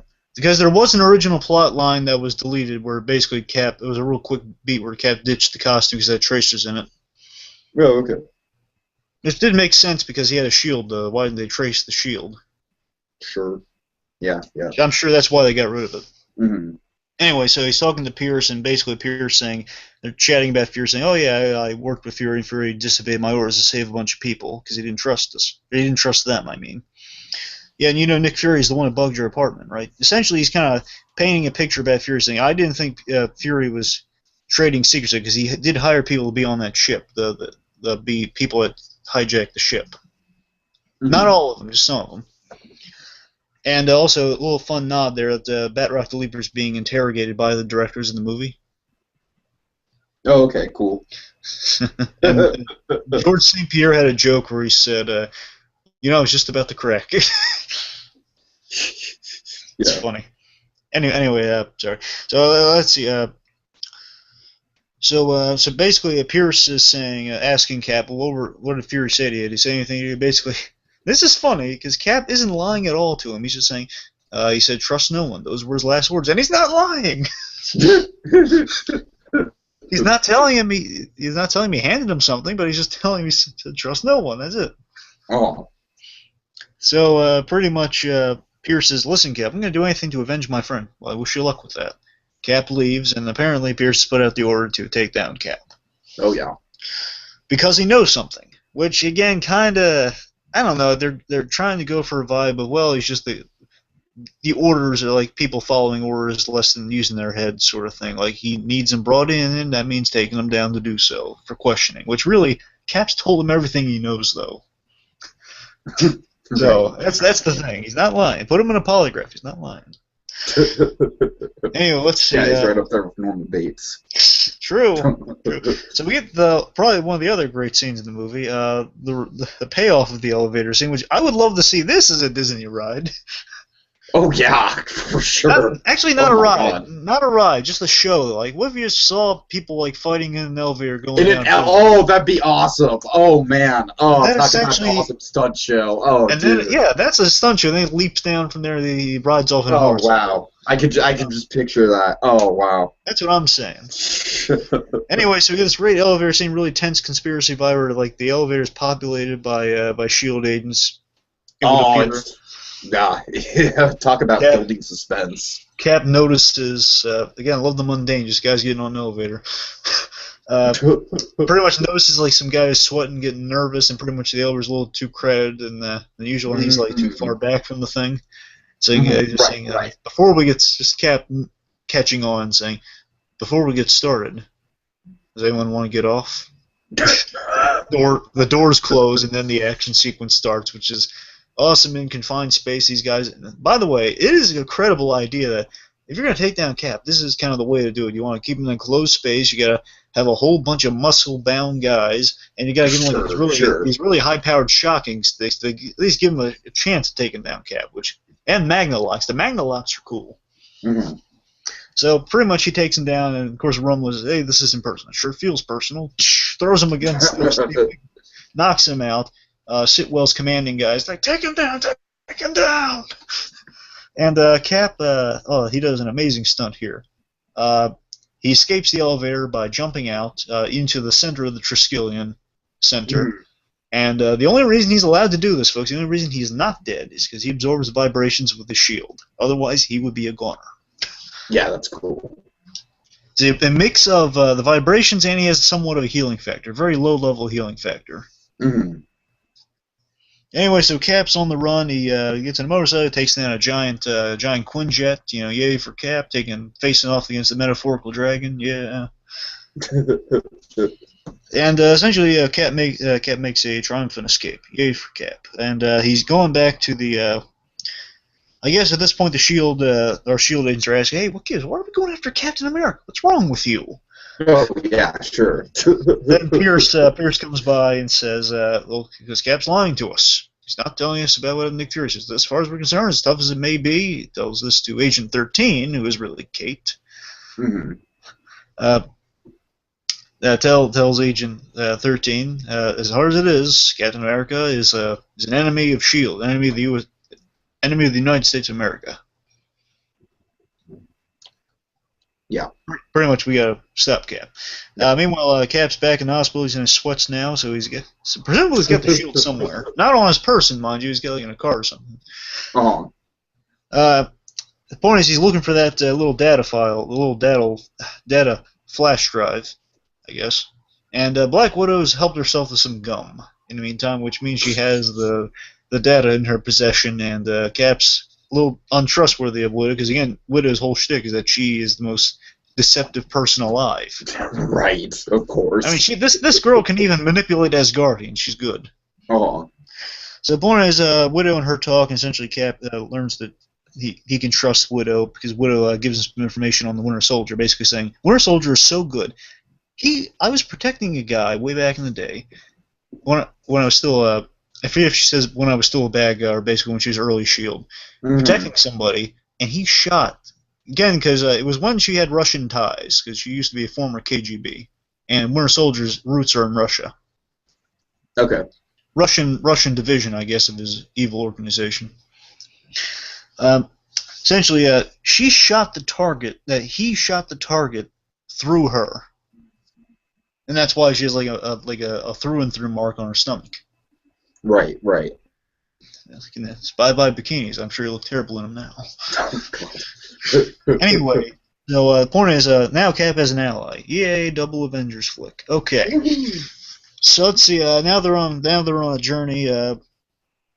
By the way, speaking of that, like one of my criticisms with this movie is, where the hell is Hawkeye? I mean, come on. Okay, well, I can address that. I know that Jeremy Renner, I know there was scheduling conflict, but it's just, There's actually there's more of a reason to it, actually. Yeah. They were really going to add him. They probably could work something out. The only reason they kind of decided not to really fight for it is because they wanted to have Hawkeye in there, only they felt they were going to shaft him in the story if they did that. Which would be like the umpteenth time that Hawkeye's been shafted. Yeah, well, I mean, he's introduced in Thor, which is fine because that's an introduction. Everyone's fine with that. Yeah, Avengers, we're gonna see that forgiven in Avengers 2, hopefully. Hopefully. And in this case, yeah, they said they could have squeezed him in there, but he wouldn't have had much to do because they got other stuff to service, so they didn't want to shaft him by giving him. I can see that. It's out of respect. It's out of respect they didn't put him in. They wanted to, and there's a good chance he might be in Cap 3.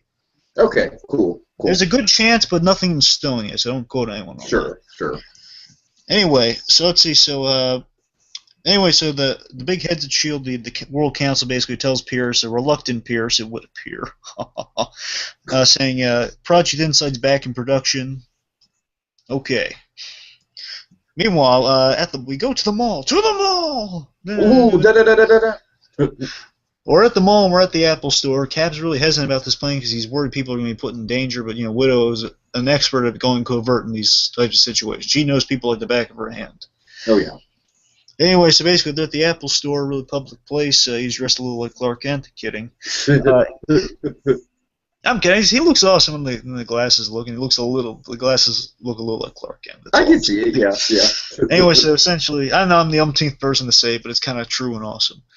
Point is, they're America is kind of like Marvel's equivalent to Superman. So. Oh, he is definitely. Anyway, so they're basically at a public location. They got like 10 minutes before S.H.I.E.L.D. swarms on them to arrest them if they find the location that's on the data. Mm-hmm. And essentially, they fought off a little quick close calls. So they find that they're heading to New Jersey. They do some public displays of affection to kind of make people uncomfortable. Yes, they do make people uncomfortable. Basically kisses Cap, throws off Rumlow, and the rest of the agents pretty much they swoop out of there undetected. Cap's hotwired a car, and they're on their way. Saying, where did Captain America learn to hotwire a car? Saying, it was in the war. By the way, we're not stealing this car. I'm not stealing this car. We're borrowing it, so take your feet off the dash. He said he's your grandfather's hero, that Captain America. So hey, get your feet off the dash. Then she's saying, can I ask you kind of a personal question? Where did Captain America learn to steal a car? Oh, no, sorry. No. Can I ask you a personal question? Is that the first kiss you've had since 1945? Is it that bad? No. No. Funny stuff. Says, no, it's not. Oh. I'm 95. I'm not dead. Right. Funny stuff. Because he is 95. It's so funny. Anyway, so they're heading to New Jersey, and essentially they end up in the old army base where young Steve Rogers, before the program, was training at. Mm-hmm. And essentially we unearthed the old SSR SHIELD base, literally the birthplace of SHIELD, which is really nice and symbolic. Right. The base they're at, way down deep, it's really a hidden base, is the birthplace of SHIELD. And you get to see a little cameo by Tommy Lee Jones. Wait, what? I totally missed it. Okay, remember when they're at the birthplace of SHIELD, way down the bunker there? You see the SSR logo pretty much, and the SHIELD logo. You see on the wall the founders of SHIELD, and you have Dominic, you have Tony, you have Howard Stark, you have Peggy Carter in the middle, and next to him is Colonel Phillips. Great, excellent. So that's all you get from Tommy Lee Jones. But he's in there. He was a founder. He's important. Oh god. I'm kissing you. So yeah, they found SHIELD, and essentially they find, what is a secret base near with a secret elevator. They head down there and they find this row and row of an awesome character, which in fact is databanks. Mm-hmm. Old kind of tape run computers, all the giant swirling tapes. Right. And we find out this is not just a data bank. This is in fact one of the really classic Captain America bad guys who was seated in the first Captain America film, Armin Zola. Oh god, yeah, this scene is one of the best. Oh, so creepy, ridiculous. Oh yeah, first of all, I am every other fan in the theater seeing this, almost jumping out of our chairs excited because they brought in Armin Zola in the robot suit, so to speak. By the way, it's not off the table that they could do that again in the future, if not in Cap 3 then in the future. Sure. Because it's funny, in the first Captain America, they did see this in along with a few things. Armin Zola has a little blueprint of the robot suit from the comics, so he might be developing that. Okay, cool. And this is pretty much the best reference we could ever get. So even if we don't get it, this is awesome, though. Oh yeah. He's just he's on the thing. He has a little robot camera head, just like the comics, looking around and pretty much saying, I am not a recording, Fraulein. Armin Zola, and I am not Swiss. I mean, I am not German. I'm Swiss. Really funny, really good performance. And essentially, this huge scene, we get a big reveal. He takes us through a really neat history lesson, really well shot. It's like we're going through the computer manipulation of American documents. It's really fun. Mm-hmm. Oh yeah. Things are being blotched out and blacked out and rearranged and recolored, and it's fun. We're going to Armin Zola's files and head, pretty much telling us that. When he was indoctrinated into SHIELD, a lot of people were in the actual war, and basically people after the war, a lot of brilliant scientists, bad guys, were redirected into American projects, which is a real thing, pretty much. Mm-hmm. And essentially they did that with Hydra, and unfortunately Armin Zola, he pulled the double cross on him, and basically with him, not just him alone, on you, Hydra, you cut off one head, two more go in its place. You bring in some of your Hydra scientists there, and they're going to corrupt the system somehow, and pretty much it's going to grow and grow as the years go by. And essentially, Hydra's stronger than ever now. So Cap failed at his mission, which is really sad. Yeah, again, freaking Empire Strikes Back of the Marvel Universe so far. Essentially, he died for nothing, and Armin Zola really drives that point in. And Cap gets so ticked off, and he punches the screen, and he just continues, as I was saying on another screen. Oh, that was so awesome. Oh, God. Oh, yeah. Oh yeah, Tony Jones in this role he just tears it up. I mean, it's practically just a vocal performance. It really is. But I don't want to knock his performance in the first one, but he's so much cooler in this one than the first movie. Yeah, in the first movie, he's basically neglected to Red Skull's henchmen for the most part. He is, yeah. But this, it's he is the primary focus, and he is creepy as hell. Yeah, in the first movie, he's essentially Red Skull's Smitty from Peter Pan. Oh God, right. Red Skull, Red Skull. Anyway, point is also they reveal Hydra has hands in everything because how powerful Shield is and how deep the ties of Shield goes. Essentially, Hydra orchestrated the death of Tony's father. Oh, okay, yeah. They revealed that, and there basically says, Howard Stark's car accident, pretty much it implies the brakes were cut by Hydra men. Mm-hmm. Which is cool. Pretty much that deep in everything, which is such a cool concept. That Shield is also Hydra. That's such a cool and twisted idea. It fits on the whole, maybe our bad guys are seeping into some of our intelligent programs. Did you know that the actor who played the older Howard Stark in Iron Man 2 is coming back, along with the actor who played younger Howard Stark? I think that's really cool. Well, I don't know if it's going to be in the. Do you mean the same movie, or just because? No. I don't even remember what older Howard Stark is going to be in. Do you know? Ant-Man. Yeah, Ant-Man. Oh, Ant-Man. Okay, yeah, that's right. Oh man. Anyway. Yeah, it is cool. I can't wait to see that because he's basically like channeling Walt Disney. Oh yeah. Now, let's see. So meanwhile, Zola reveals that while he's been telling him all this stuff, he pretty much says, I wrote an algorithm. My algorithm will predict when people will become threats to the nation and when basically what they'll grow into and when they'll be threats. So basically the program can... he just says, I have initiated an algorithm to predict people's futures, if they'll be threats or not. Then basically says, I've been stalling, Captain, and as you both know, we are both men out of time. Then basically a drone comes in, wipes out the whole... And remember, they're deep underground, so that drone strike comes in, which is a real thing, by the way, drone strikes. Oh, sure. Comes in, atomizes the entire base, and oh my god, it's completely rubble. Cap is so lucky that shield is indestructible. It's basically... Right. Widow and him don't get out of there unscathed, but they get out of there, thankfully. They avoid the strike team. They escape. Meanwhile, Pierce, getting a little midnight snack, he finds the Winter Soldiers there. Menacing as all get out, and it's really revealed in this scene that Pierce is indeed, he's not oblivious to Hydra, he's the head honcho of Hydra right now. Oh yeah. At least definitely one of the, he's the SHIELD division head honcho of Hydra. And the Winter Soldier is not there to kill him, but is his lackey. And unfortunately, poor old maid walks in there, Renata. And here's poor old Renata. Oh, that's brutal. Yeah, but he kills poor old Renata and basically gives Winter Soldier orders to take out Captain America. Yep, kill Cap and Black Widow. Meanwhile, Cap and Black Widow, they're evading that disaster of having all that rubble crossing. By the way, I want to say the film, I believe the film goes on for 3 days in terms of timeline, because again, they were modeled after that 3 days of Condor thing. Oh, okay, cool, yeah. I believe, I really think about it to see if it actually goes 3 days, but they at least tried to go for 3 days.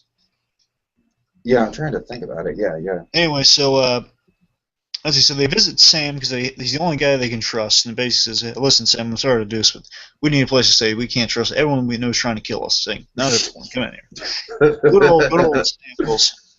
Essentially, they're cleaning up after all the rubble and the battle and stuff, and pretty much Captain Wood had this really sweet scene. I'm not doing it justice, just kind of speeding by it here. Essentially, Captain rebuilds her confidence. She says, I have a bunch of red in my ledger, as we all know from Avengers. She's a former bad guy, turned good, and says, all this time, I've been working for the bad guys all along. I've done nothing. I've grown nothing.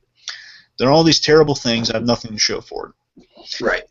And basically, the whole thing between Cap and Widow, it's a really good pairing because Widow is all about secrecy, Cap's all about honesty.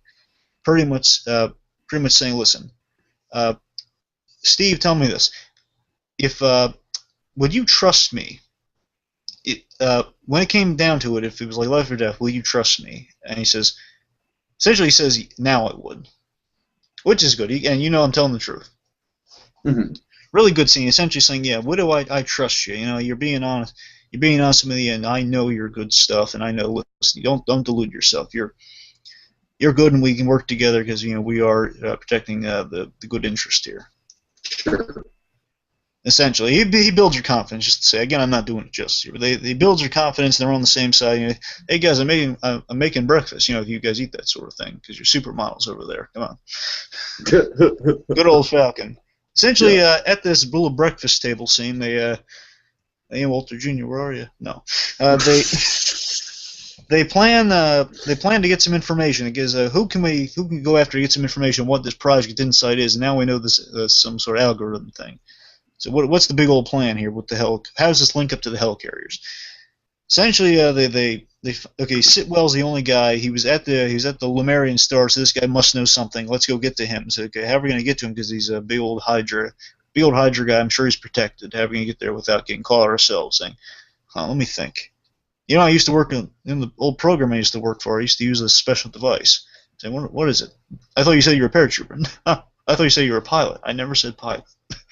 We gotta go we gotta go to a specific, really well-guarded army base. No problem. To get the Falcon Project.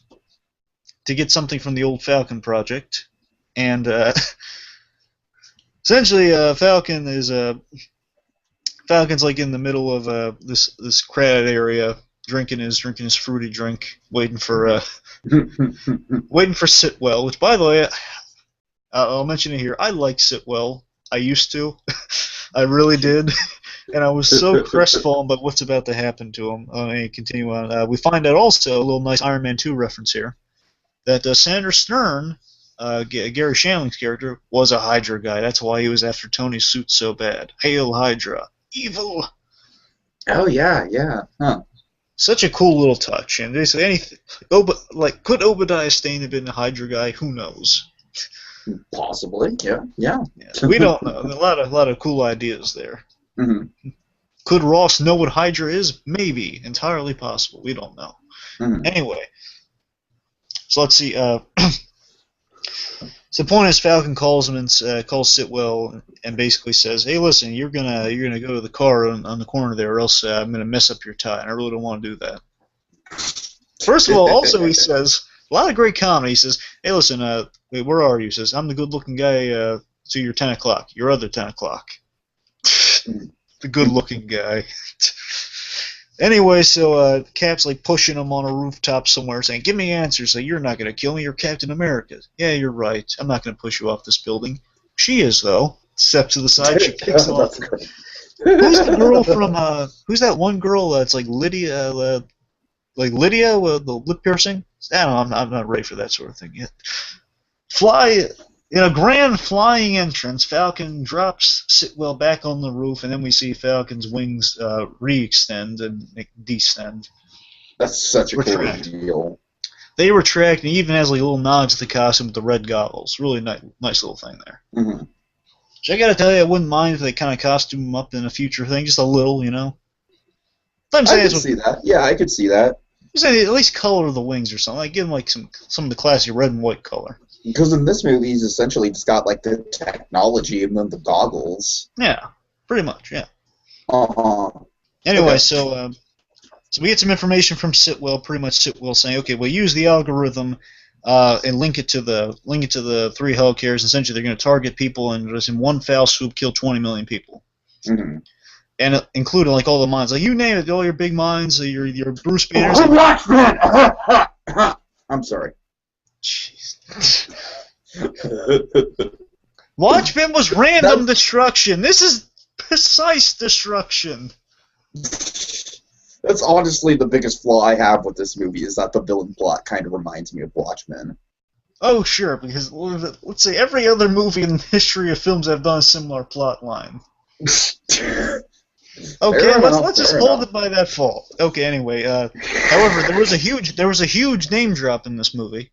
People were so Doctor Strange, Stephen Strange was mentioned. Oh yeah, for sure. Which I gotta tell you, me and everyone else in the theater I saw, we were going, "Oh my God, they mentioned Doctor Strange! It's gonna happen!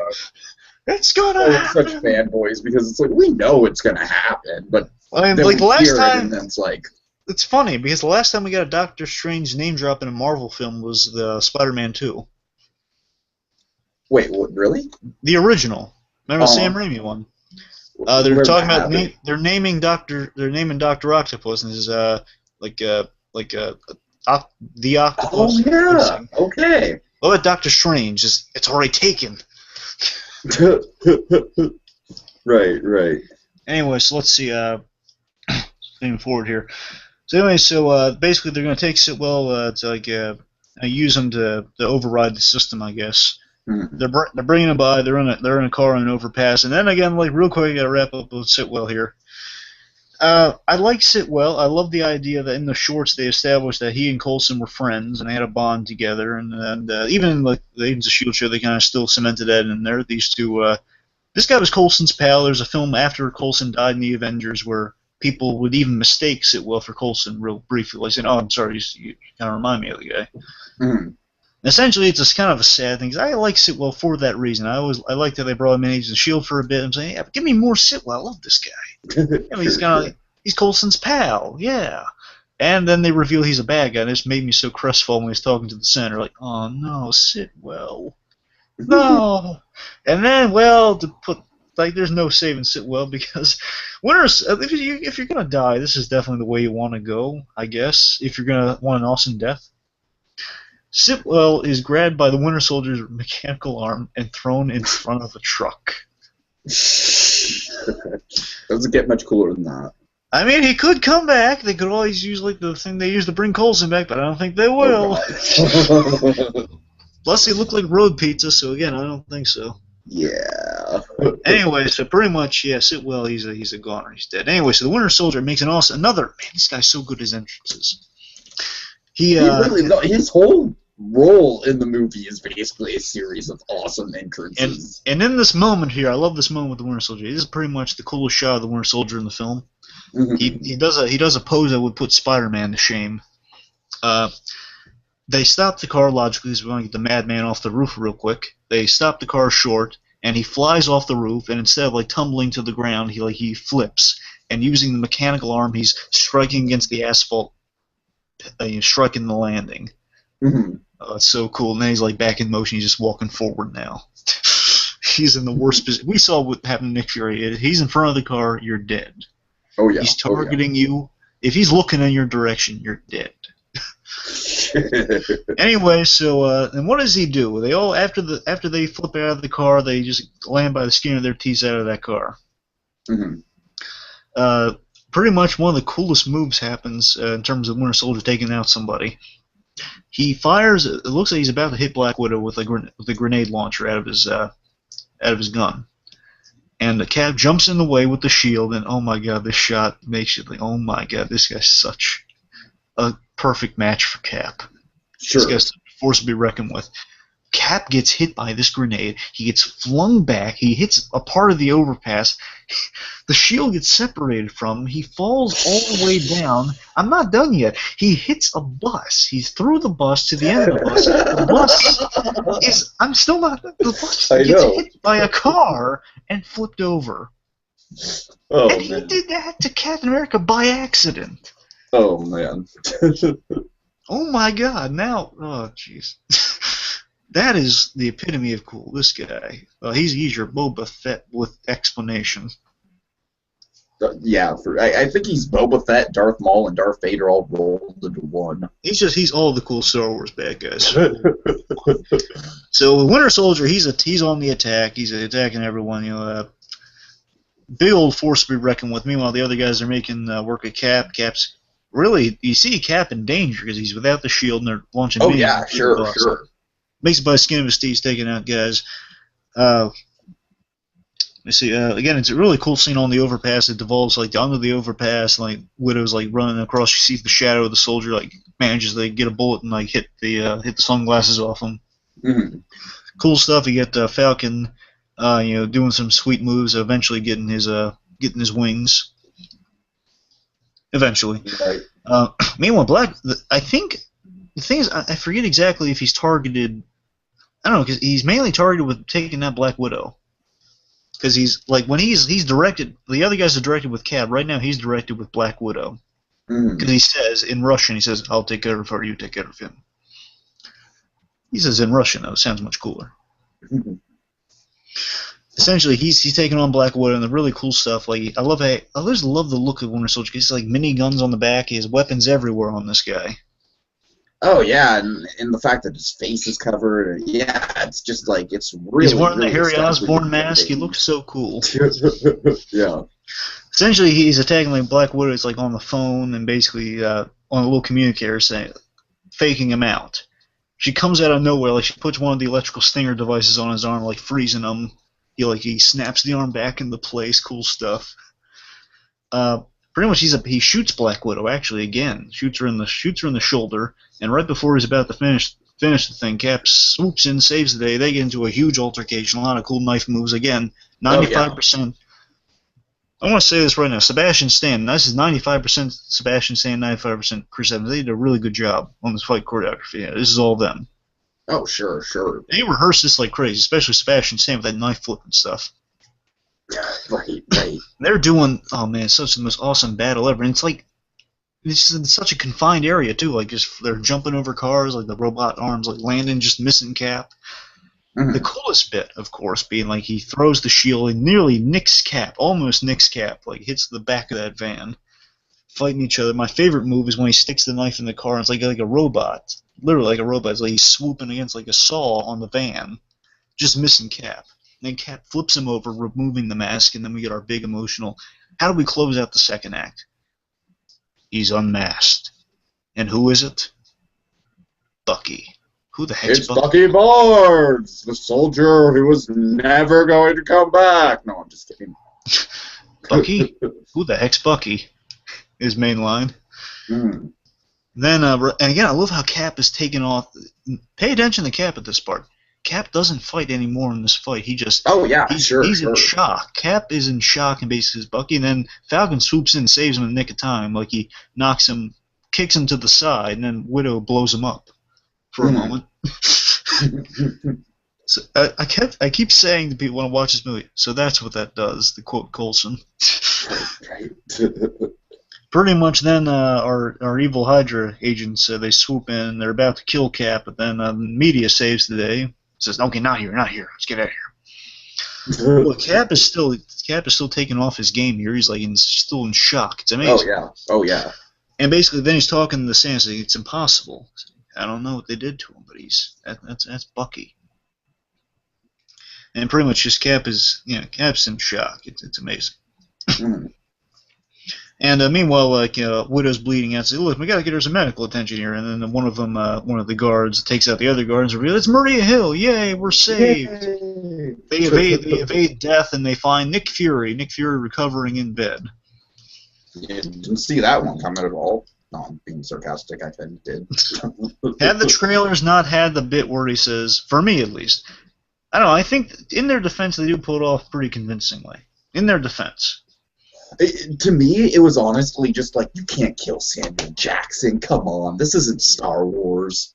I think had they not, personally, I think if they hadn't just sold like all the Marvel films, like, hey, Nick Fury's going to be in this, and also like in the trailer saying, well, you're giving the orders now, Captain. Had they not advertised so much that Nick Fury is a big linchpin in the Marvel universe, that they could have gotten. Exactly, that's what I'm thinking. Yeah. I'm saying if they hadn't like had the thing, this guy's always going to be in the Avengers films, maybe they could have gotten away with it. But in their defense, they tried their hearts out, and I give them the benefit of that. But yeah, they pretty much, aside from comics fans, I think they succeed in that.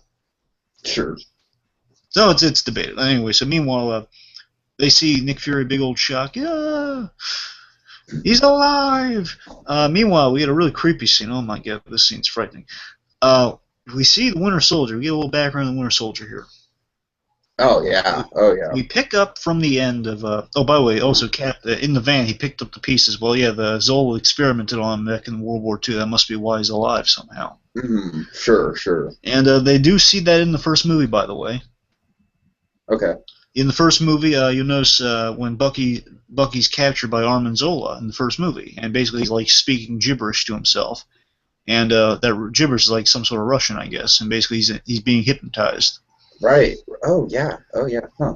And again, personally, I kind of wish they kept the rocket thing at the end of the first Cap, like from the original comic, as the way to separate the two of them. But you can't win everything. Mm. So it's a bit of a cooler death than just falling randomly in the train. I agree, that death did kind of. But you know what? I guess whatever makes it believable that I survived. I guess I don't know. Yeah. The point is, we see from Bucky's perspective, which is really cool, by the way. We see like Bucky like awaking, like he's lost an arm, and it's disturbing, man. Them sawing the whole arm off, and basically him awakening and strangling people. And I love the concept because, mind you, Bucky's been operating for 50 years now. At least 50 years of him has been sighted. Right. The Winter Soldier's been sighted for 50 years, and the idea is that he keeps getting put into cryosleep and having his mind wiped after every mission. That's the reason he stays. Oh, God. Ugh. That's why he stayed so, and Armin Zola has been pretty much torturing him, and that's the crime there. Oh, yeah.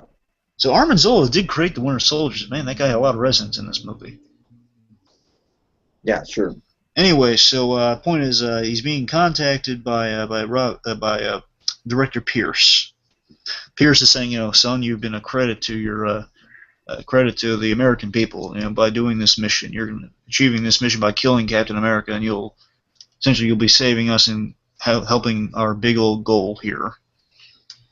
And also, I love how Bucky's fighting so hard in his mind here, because he's kind of saying I knew him, or like saying who's Bucky? Saying he knew me.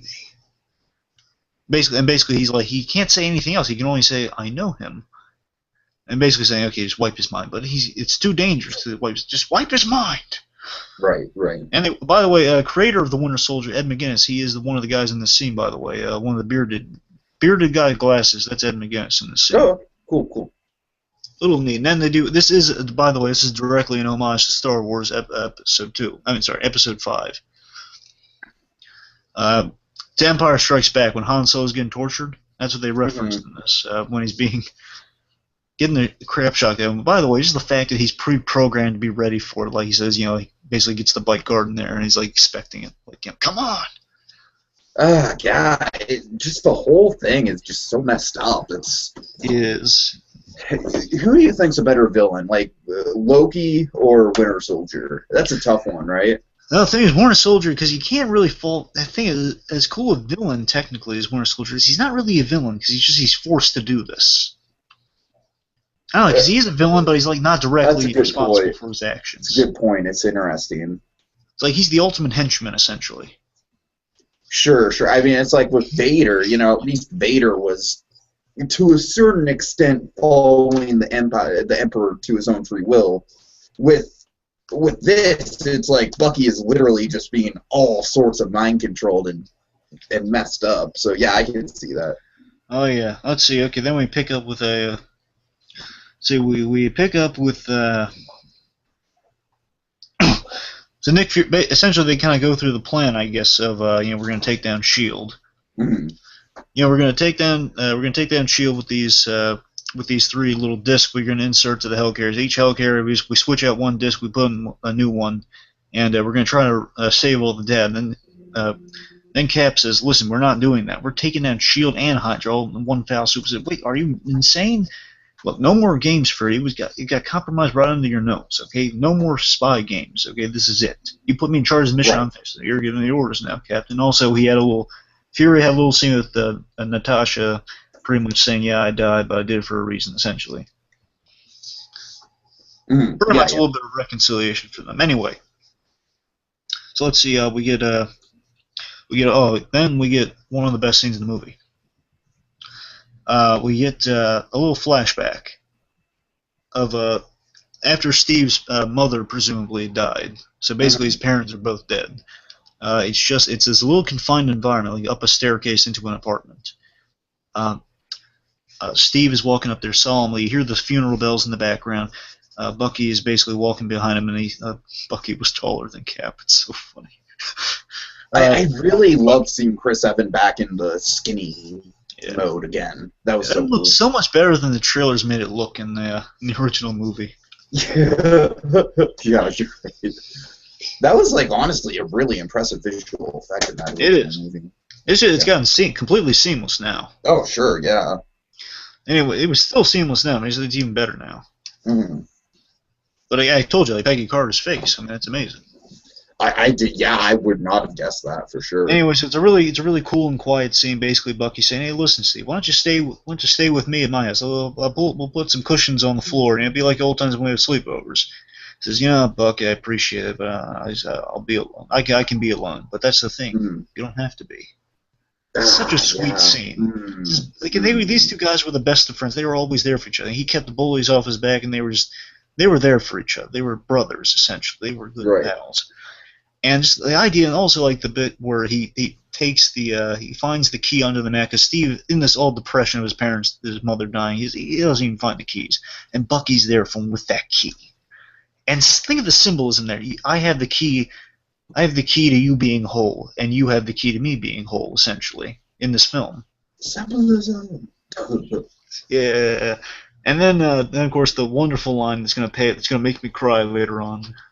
I'm with you till the end of the line. Mm-hmm. Oh, yeah. That's good stuff. Anyway, so let's see. Oh, yeah, so then we got a great scene with him and Falcon. Essentially a mirror scene, by the way, like he's in kind of a ramp similar to the hallway we just saw. Mm-hmm. He's standing on the edge there, and you have like Falcon. Falcon saying, he may be your friend, but he doesn't seem to be in the right mindset. He doesn't seem like the kind of villain you stop. Basically saying you're probably gonna have to kill your buddy here. It's just, basically saying I won't kill him. I'll reach him. He'll remember me. Cap is convinced of this. Again, the old black and white thing. Cap is absolutely sure he can reach Bucky. Otherwise, he's got nothing. I love how the black and white thing gets like played with throughout the whole movie, because then you have that thing with Cap wants to take down all of S.H.I.E.L.D. instead of just Hydra, and that's that's him sort of. Yeah. It's really, really interesting stuff. Yeah, S.H.I.E.L.D. is now bad, so we're taking out the bad. Oh yeah. Anyway, so let's see. So then again, a really nice scene with kind of it's funny, like the former partner now kind of the new partner on the bridge together. And then basically says, you going to wear that into the battle? Says, hey, if you're going to fight a war, you need a uniform. And then we see a great cameo by Stan the Man himself.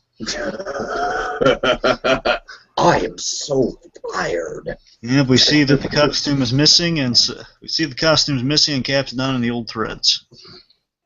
Mm-hmm. The old World War II costume, and I think. Oh, that's so cool. And it's kind of funny it's kind of interesting on some level. Maybe, just maybe, Cap's trying to jog Bucky's memory a little by wearing the old suit. Oh no, I could totally see that. Yeah.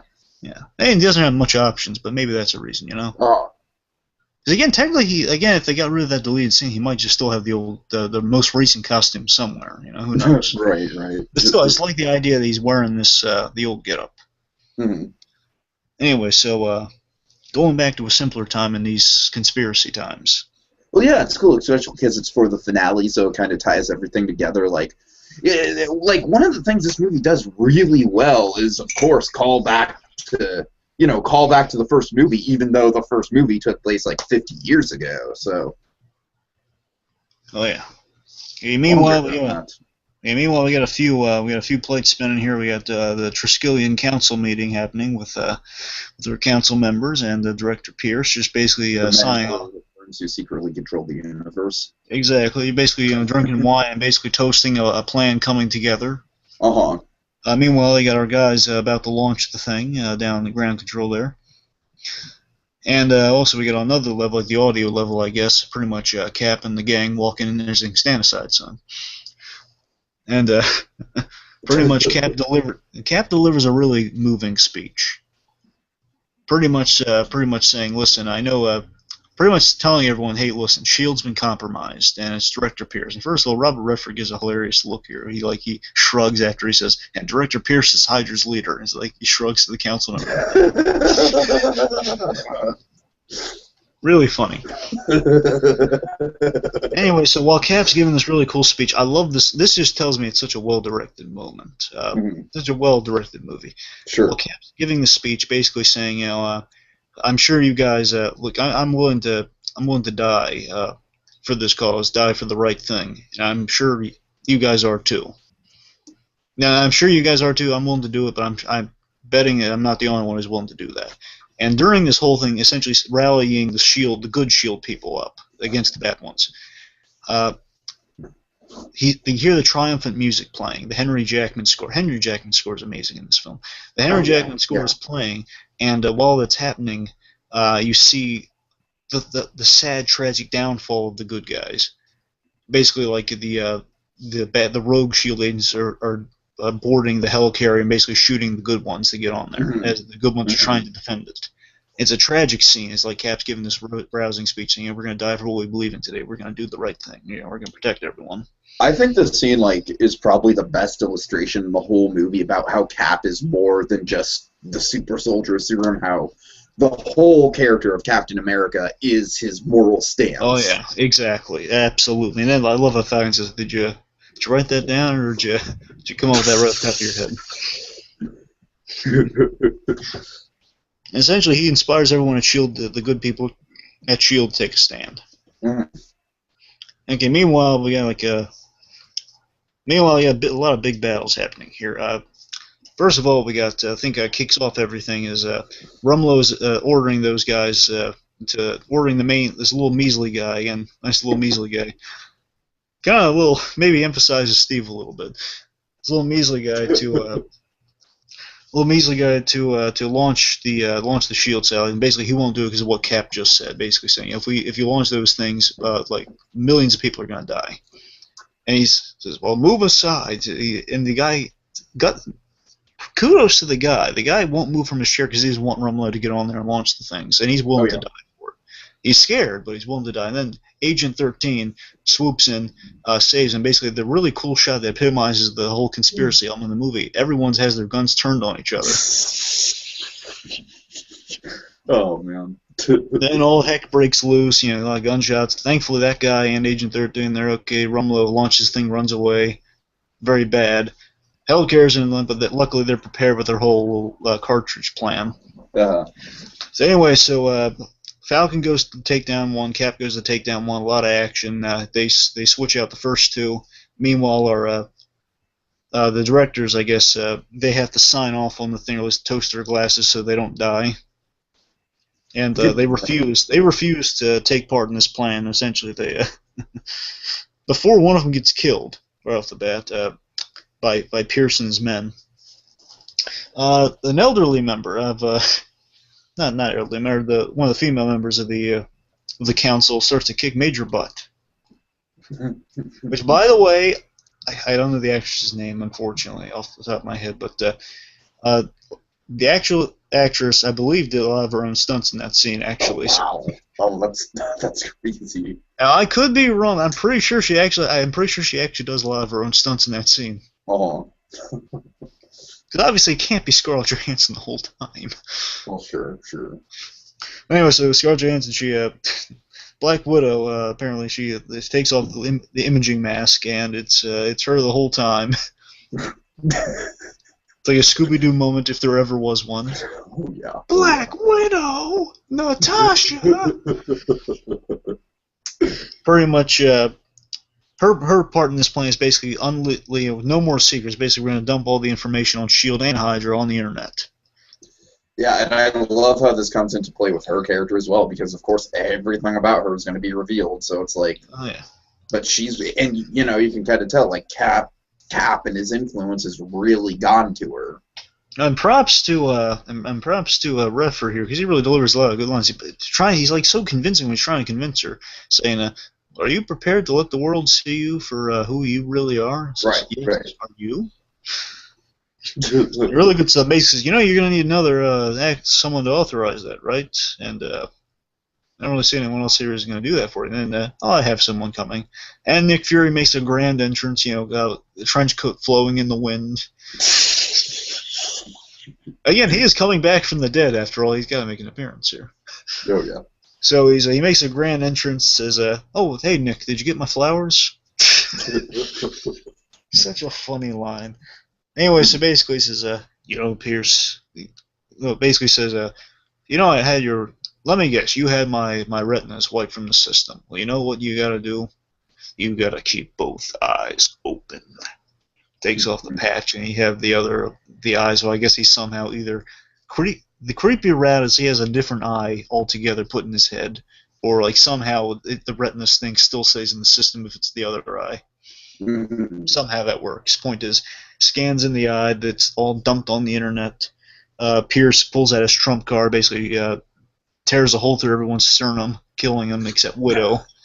And they're at an impasse. Meanwhile, back at the action, Winter Soldier's making his making his scary entrance, and he just like comes on the scene. Our good Shield guys, they're trying to help Cap. They're trying to get in the air. Can't do it because Winter Soldier kills them all. Right. And they're two really mean deaths. One, there's a guy that just enters one of the planes, and basically he throws a grenade in there, like they're dead. Another guy is just trying to make his way, run away, and he throws him into the jet, like the jet engine of one of them. Oh. That one's really mean, and the third one's just it's like a mean insult. He shoots a guy through the roof of the thing. He boards the aircraft and flies with the dead guy as his co-pilot. So he's flying up to the third helicarrier, the last remaining one. Mm-hmm. Which meanwhile, so Cap gets a lift from Falcon up there, and unfortunately they're interrupted as they finally reach the thing by Winter Soldier, who was there waiting, and a force we reckon with. You know, he knocks Cap around, but luckily near the actual opening of the thing at the bottom.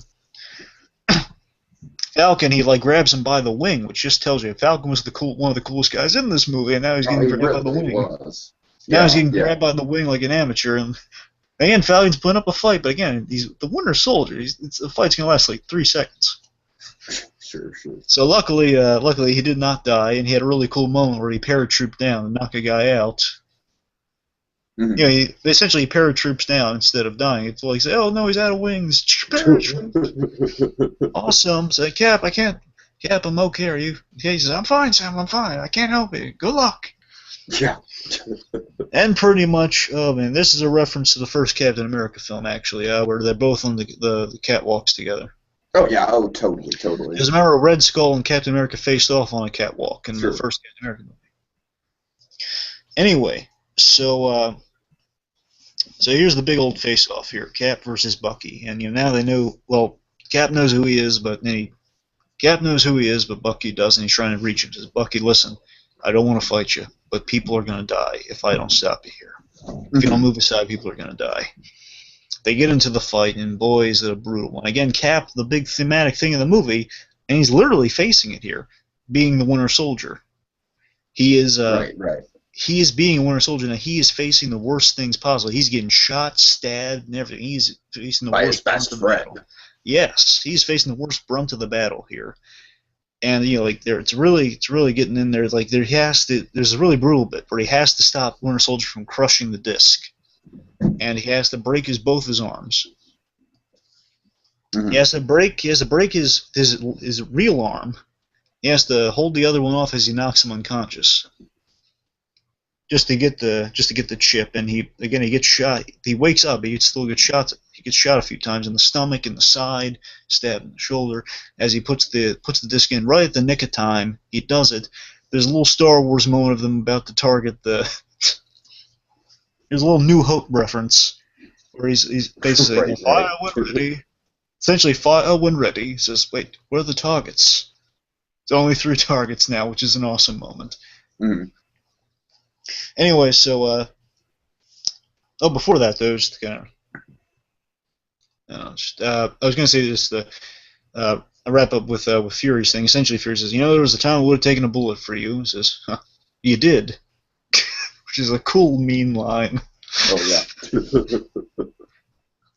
And you will when I direct you to in a future time, if I ever need you to, because you work for me essentially. Then Black Widow, she uses her little stinger thing to basically knock herself out and basically take the link off as Fury shoots Redford, shoots Pierce, and Pierce is on the ground. He has a really cool death too, and it's a really cool shot of Pierce. Pierce's last line is "Hail Hydra," says, which is so cool. He says, "Hail Hydra," and just if you're gonna die, and if you've caused all this, the greatest visual representation is him lying on the ground dead, as one of the helicarriers behind him falls into the river, blows up, and all the smoke and the dust and the clouds right behind him in that glass window. Mm-hmm. Really cool shot of him sprawled on the ground like that. Symbolism. Anyway, so let's see here. The big thing here. So Cap is dismantled the last helicarrier, and there's a really cool heroic moment where it harkens back to the original Captain America film, by the way, where he says to Maria Hill, like, fire, do it now. Pretty much. Right.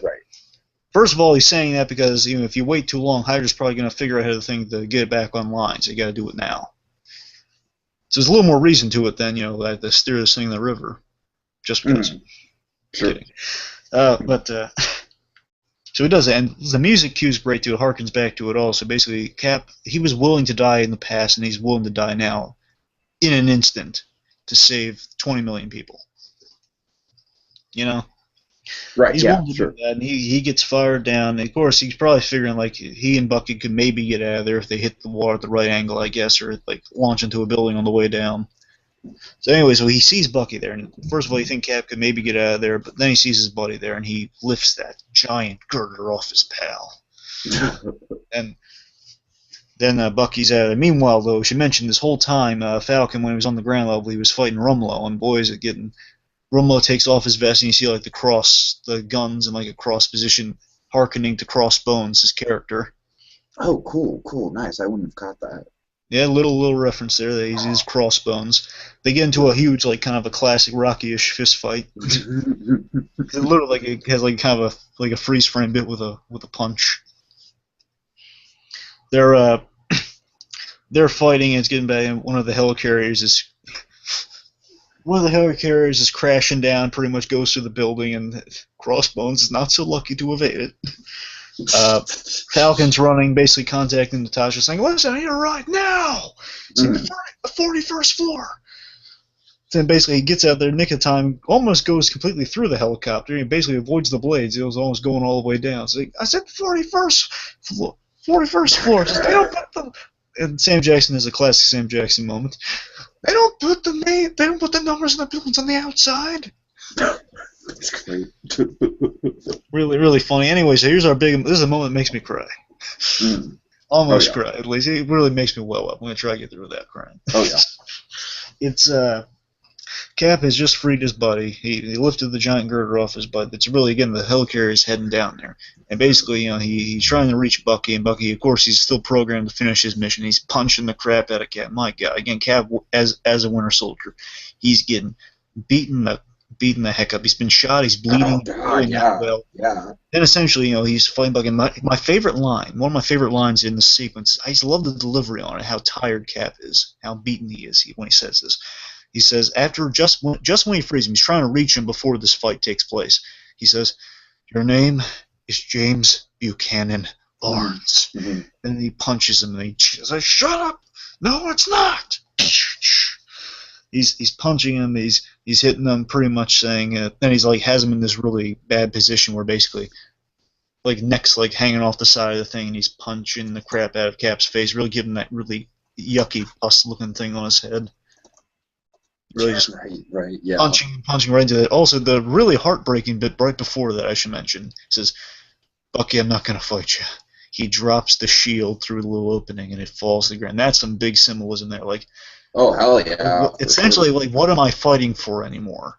Drops the shield into the water. And luckily, I keep saying to myself, well, someone can fish it out of there. It's fine. It's not lost forever. He'll just fish it out of the water. It's fine. Oh, yeah. But still, just the thing, like, no, not the shield, no. Cap's lost the shield, which means he's given up the fight. And just pretty much he's getting now this is the moment where Bucky's like delivering like 20 punches to his face. Oh man, that's and brutal. pretty much, it really is. I mean, it's pretty is shocking in terms of the violence. Again, that pussy looking thing on his when you get hit like a certain angle, you get that really bad looking mark on your face. It's like this real yellowy. Oh, it's disgusting, but it's brutal. And essentially, Cap, he's getting the crap beat out of him. Essentially, then he has the line, basically, Bucky won't deliver that final punch to kill Cap, like snap his neck. He won't deliver that last punch with his robot arm. With his arm. Pretty much saying, and Cap says, "Go on. Finish your mission. I'm with you till the end of the line." Yeah. Oh, man. And then Bucky, he can't move for some reason. He's like sighing, and like the human part's starting to come through, catch up, saying, "Why can't I finish this?" Pretty much, he's thinking that. Then pretty much they enter the water, and pretty much like the wave gives out, the Cap's on, and Cap alone falls through, and he hits the water. And this is I think the best shot in the movie. of Cap like in the water, like his arms spread out. And you know what I kind of equate this to? I equate this to kind of like a rebirth of Captain America. Oh, absolutely, sure. Because think about it, he entered this world in water, so to speak, and now he's going out in water, and he's given his life, he's given his all, just like in the past, and now he's doing it again, and he's lost everything. He is down for the count. He's in the water, you know, playing this wonderful piano music to him, that score, like dun dun dun dun dun dun. It puts the sad Hulk music to shame how emotional this music is. And my God, and that's saying something. Pretty much, and it looks like Cap's down for like, oh my God, Captain America, he's dead. And then pretty much, luckily, then if you thought that was emotional, this is the bit that gets me. You see like the little shadow of an arm come by, and then the screen goes black, and they could have ended the movie there. No, they couldn't have. But this one, they could have ended it right after this moment too. This moment's emotional. It's shot so well. I can't describe how it's shot. It's like not a steady cam, but like a classic kind of like a classic movie cam almost, like kind of like almost kind of like a Green Mile type, like not Green Mile, but like a Shawshank Redemption type shot, you know? Oh yeah, for sure. Or something. Sure. I can't describe it well, but the point is like this quiet thing, the water whooshing. It's like almost the colors drained out of it, almost of like this dead sky, and Bucky's dragging. The Winter Soldier's Bucky is dragging Steve Rogers, and he's unmasked. He's just dragging Steve in the Captain America suit with the robot arm, just dragging him through the water onto the surface. And you hear that dun, dun, and a little bit of hope in the music too, like dun. Of course. And pretty much it's like it's so quiet and so magical. It's like he's just these two buddies, despite all they've been through, and Bucky's been injected with God knows how many knockoff super soldier serums, had his mind wiped, he's got arm chopped off, who knows what else has happened to this guy. He's killed so many people, he's been frozen and unfrozen again and again. He's lived Captain America's experience over and over again. So he himself, again, Winter Soldier on Winter Soldier here, you know?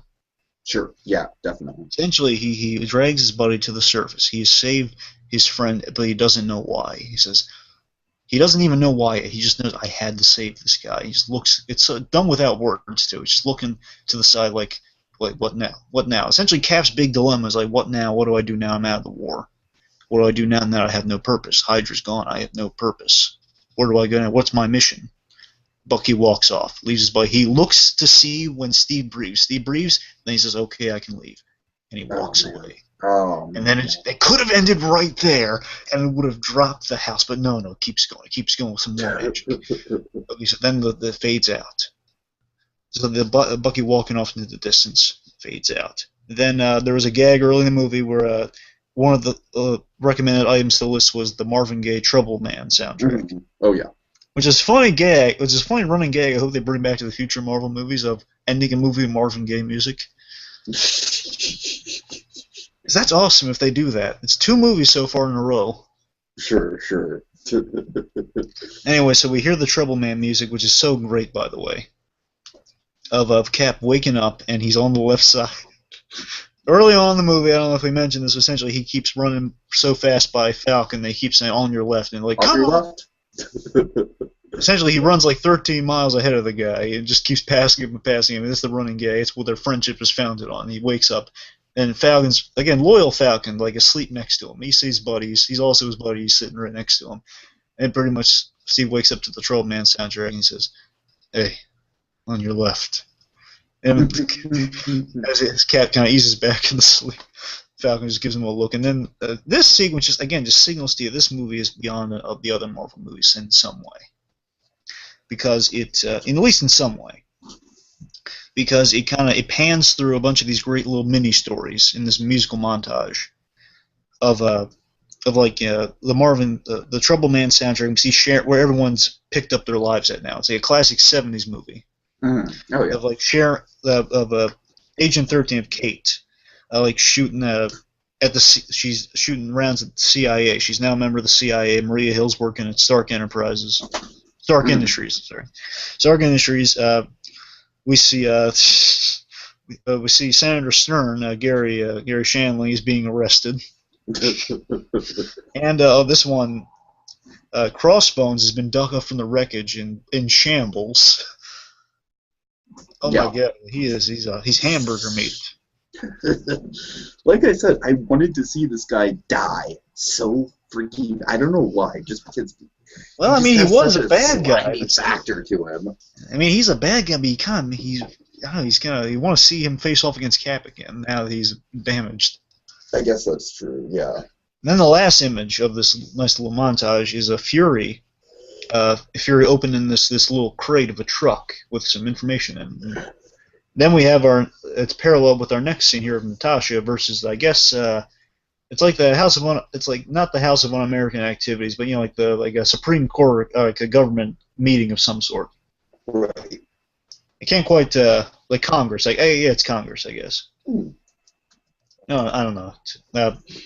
Pretty much, basically saying, why shouldn't we put you behind bars, Natasha? Because you destroyed our intelligence agencies, and we're left with, you took down our intelligence agency, and you unleashed all the secrets online, including your own, with your own background. And why shouldn't we put you in prison?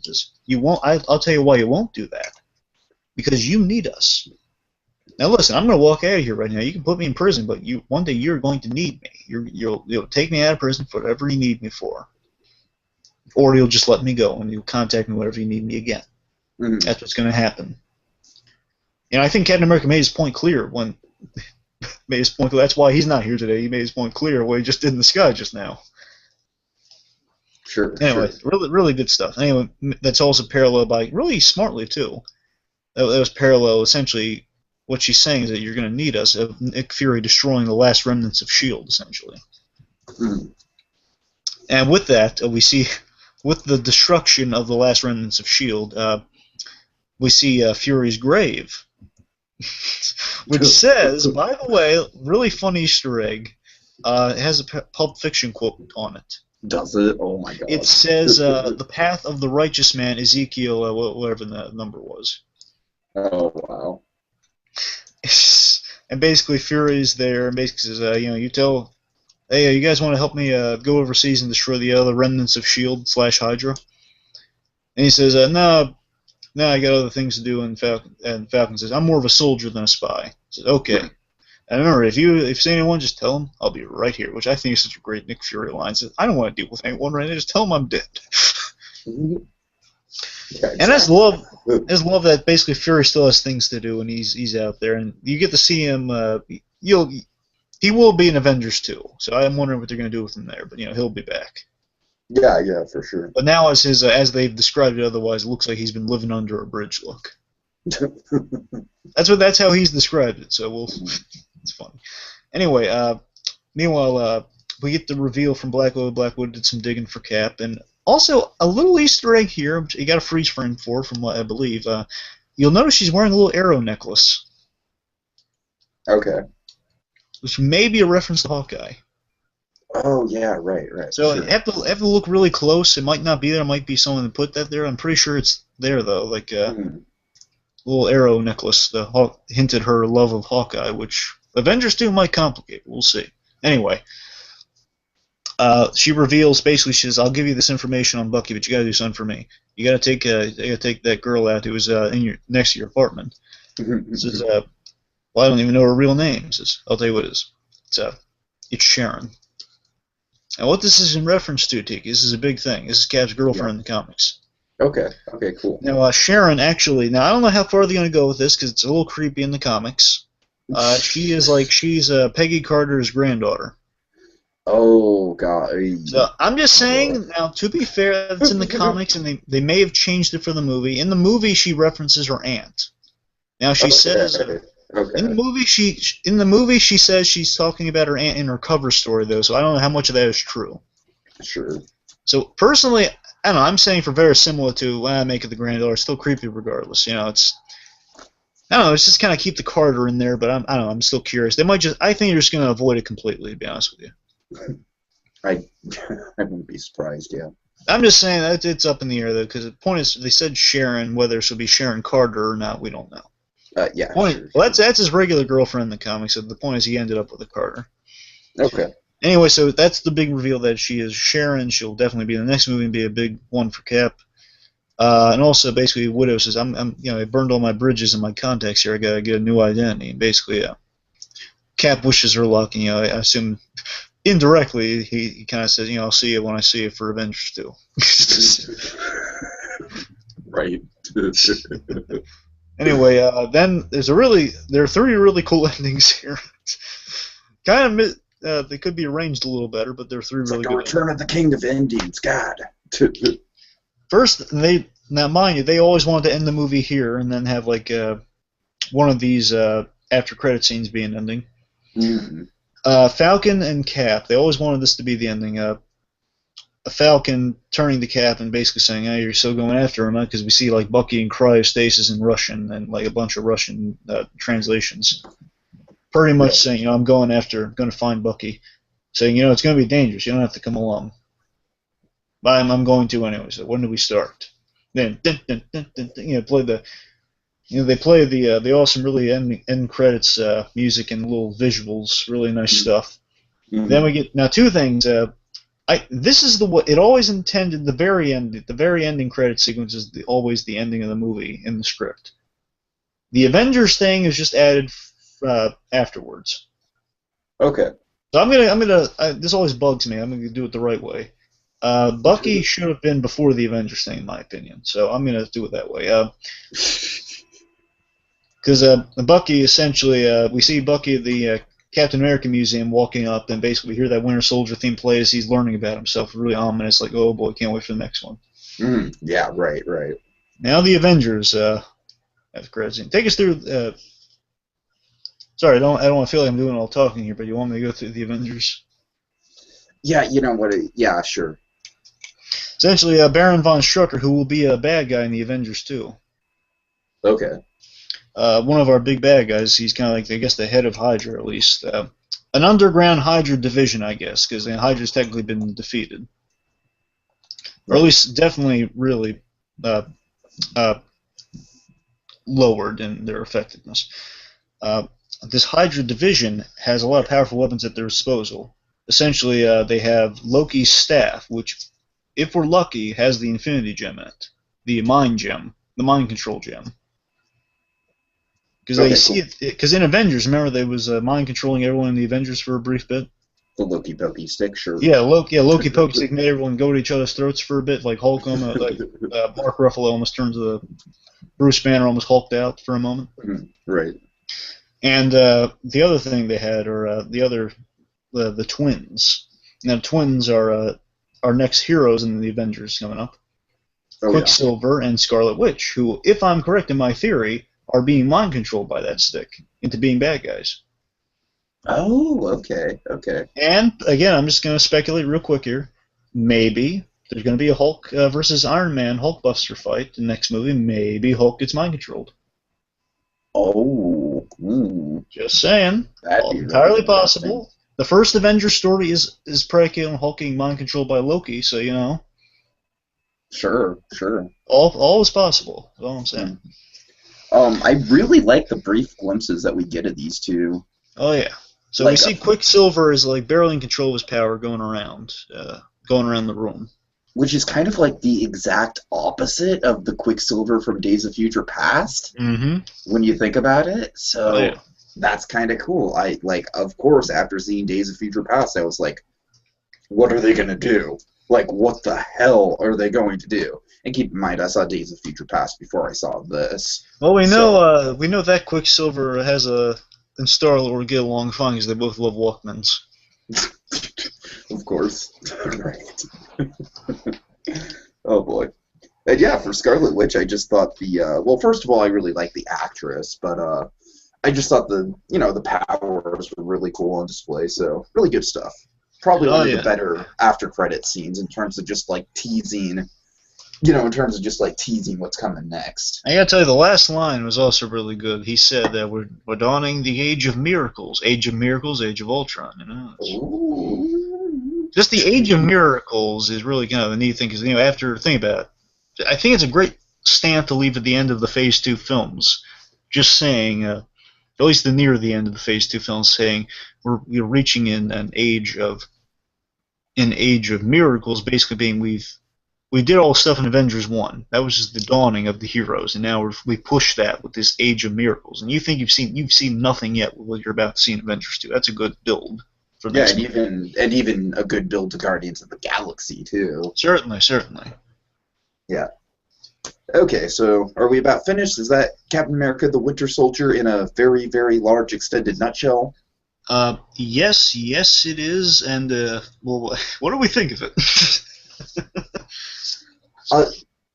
I assume you have this a little bit above Guardians. If I had to rank all the Marvel films, it's the top 3 Marvel films. It goes like this: Avengers, Captain America 2, and then Guardians of the Galaxy.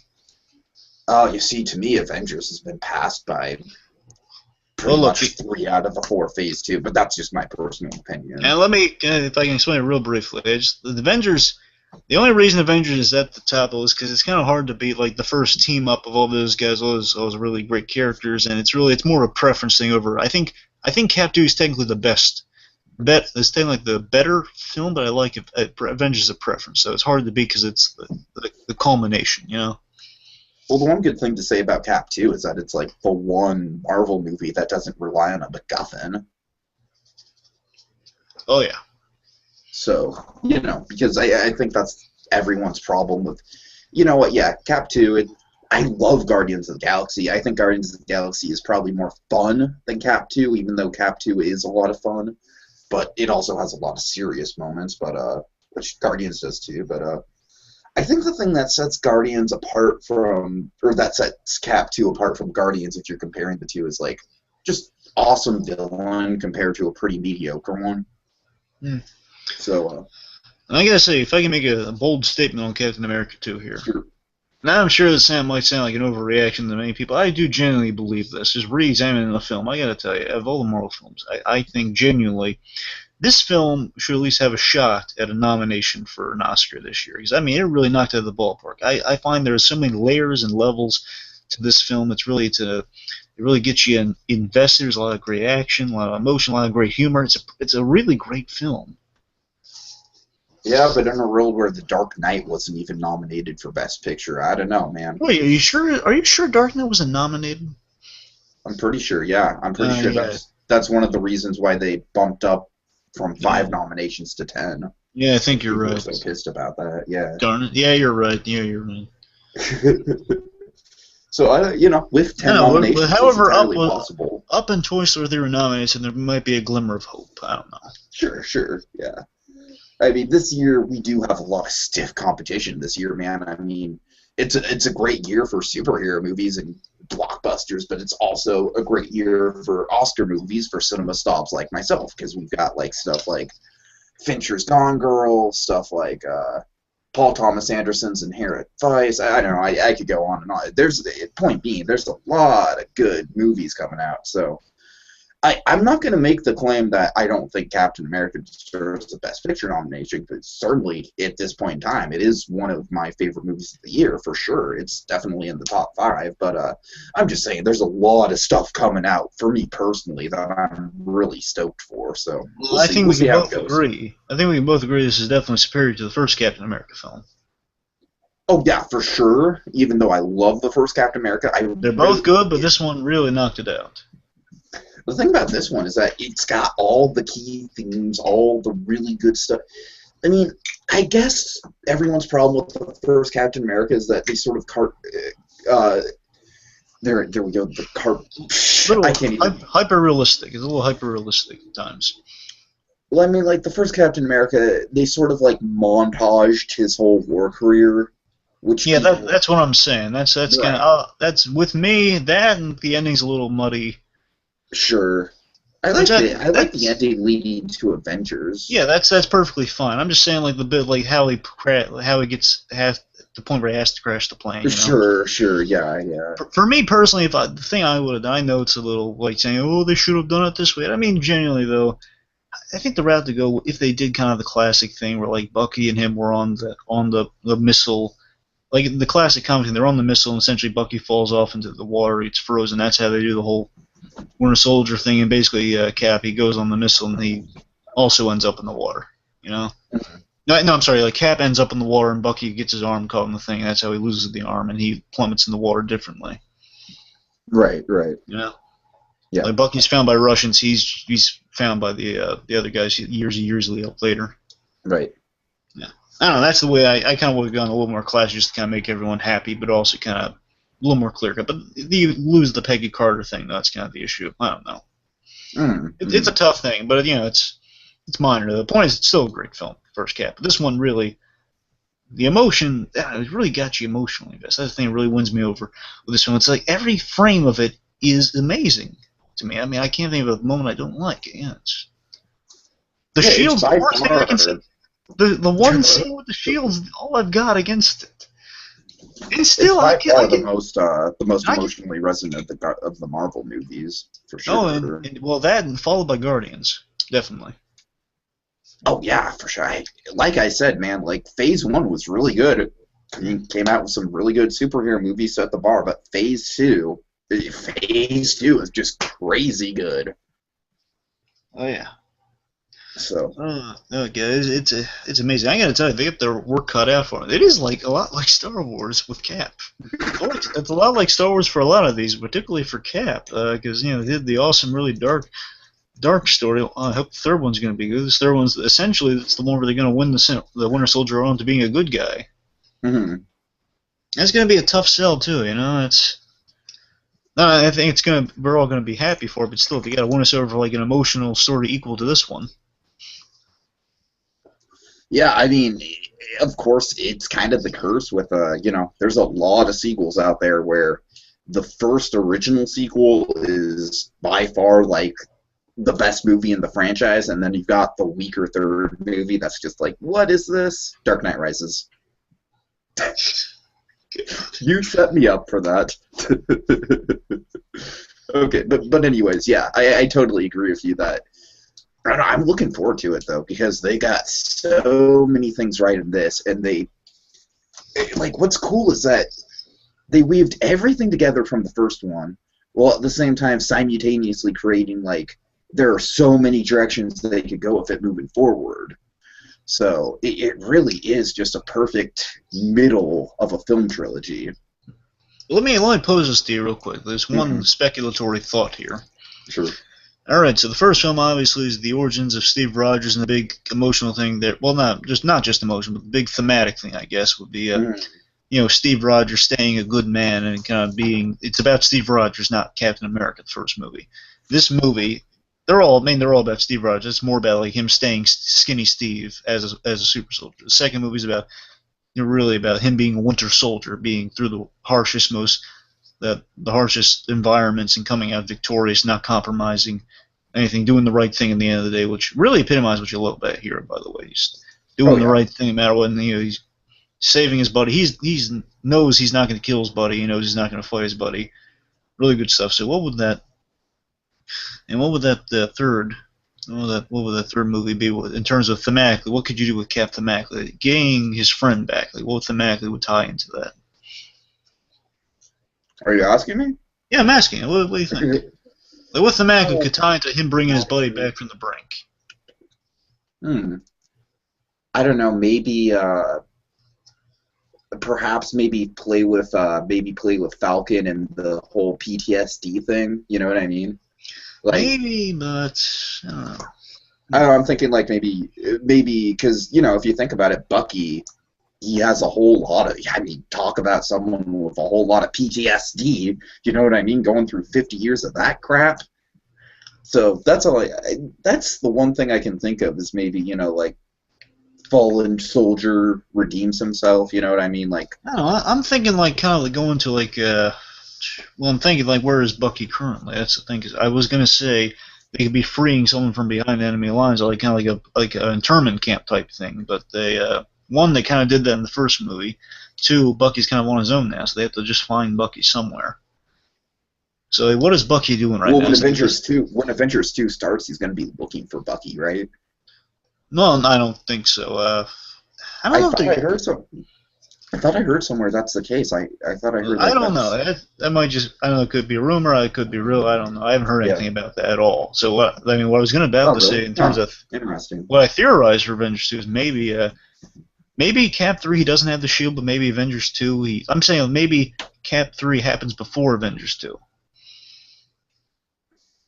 I'm saying follow me on this. Maybe it's out of order a little. Is what I'm saying. Maybe he did the Bucky thing before Avengers 2. I don't know about that. No, because there is literally like a scene they advertise in Avengers 2, basically them all hanging around being buddy-buddy. I mean, he would be all focused on Bucky, wouldn't he? I don't know. We'll see. We'll see. Yeah, we'll see. Point is, that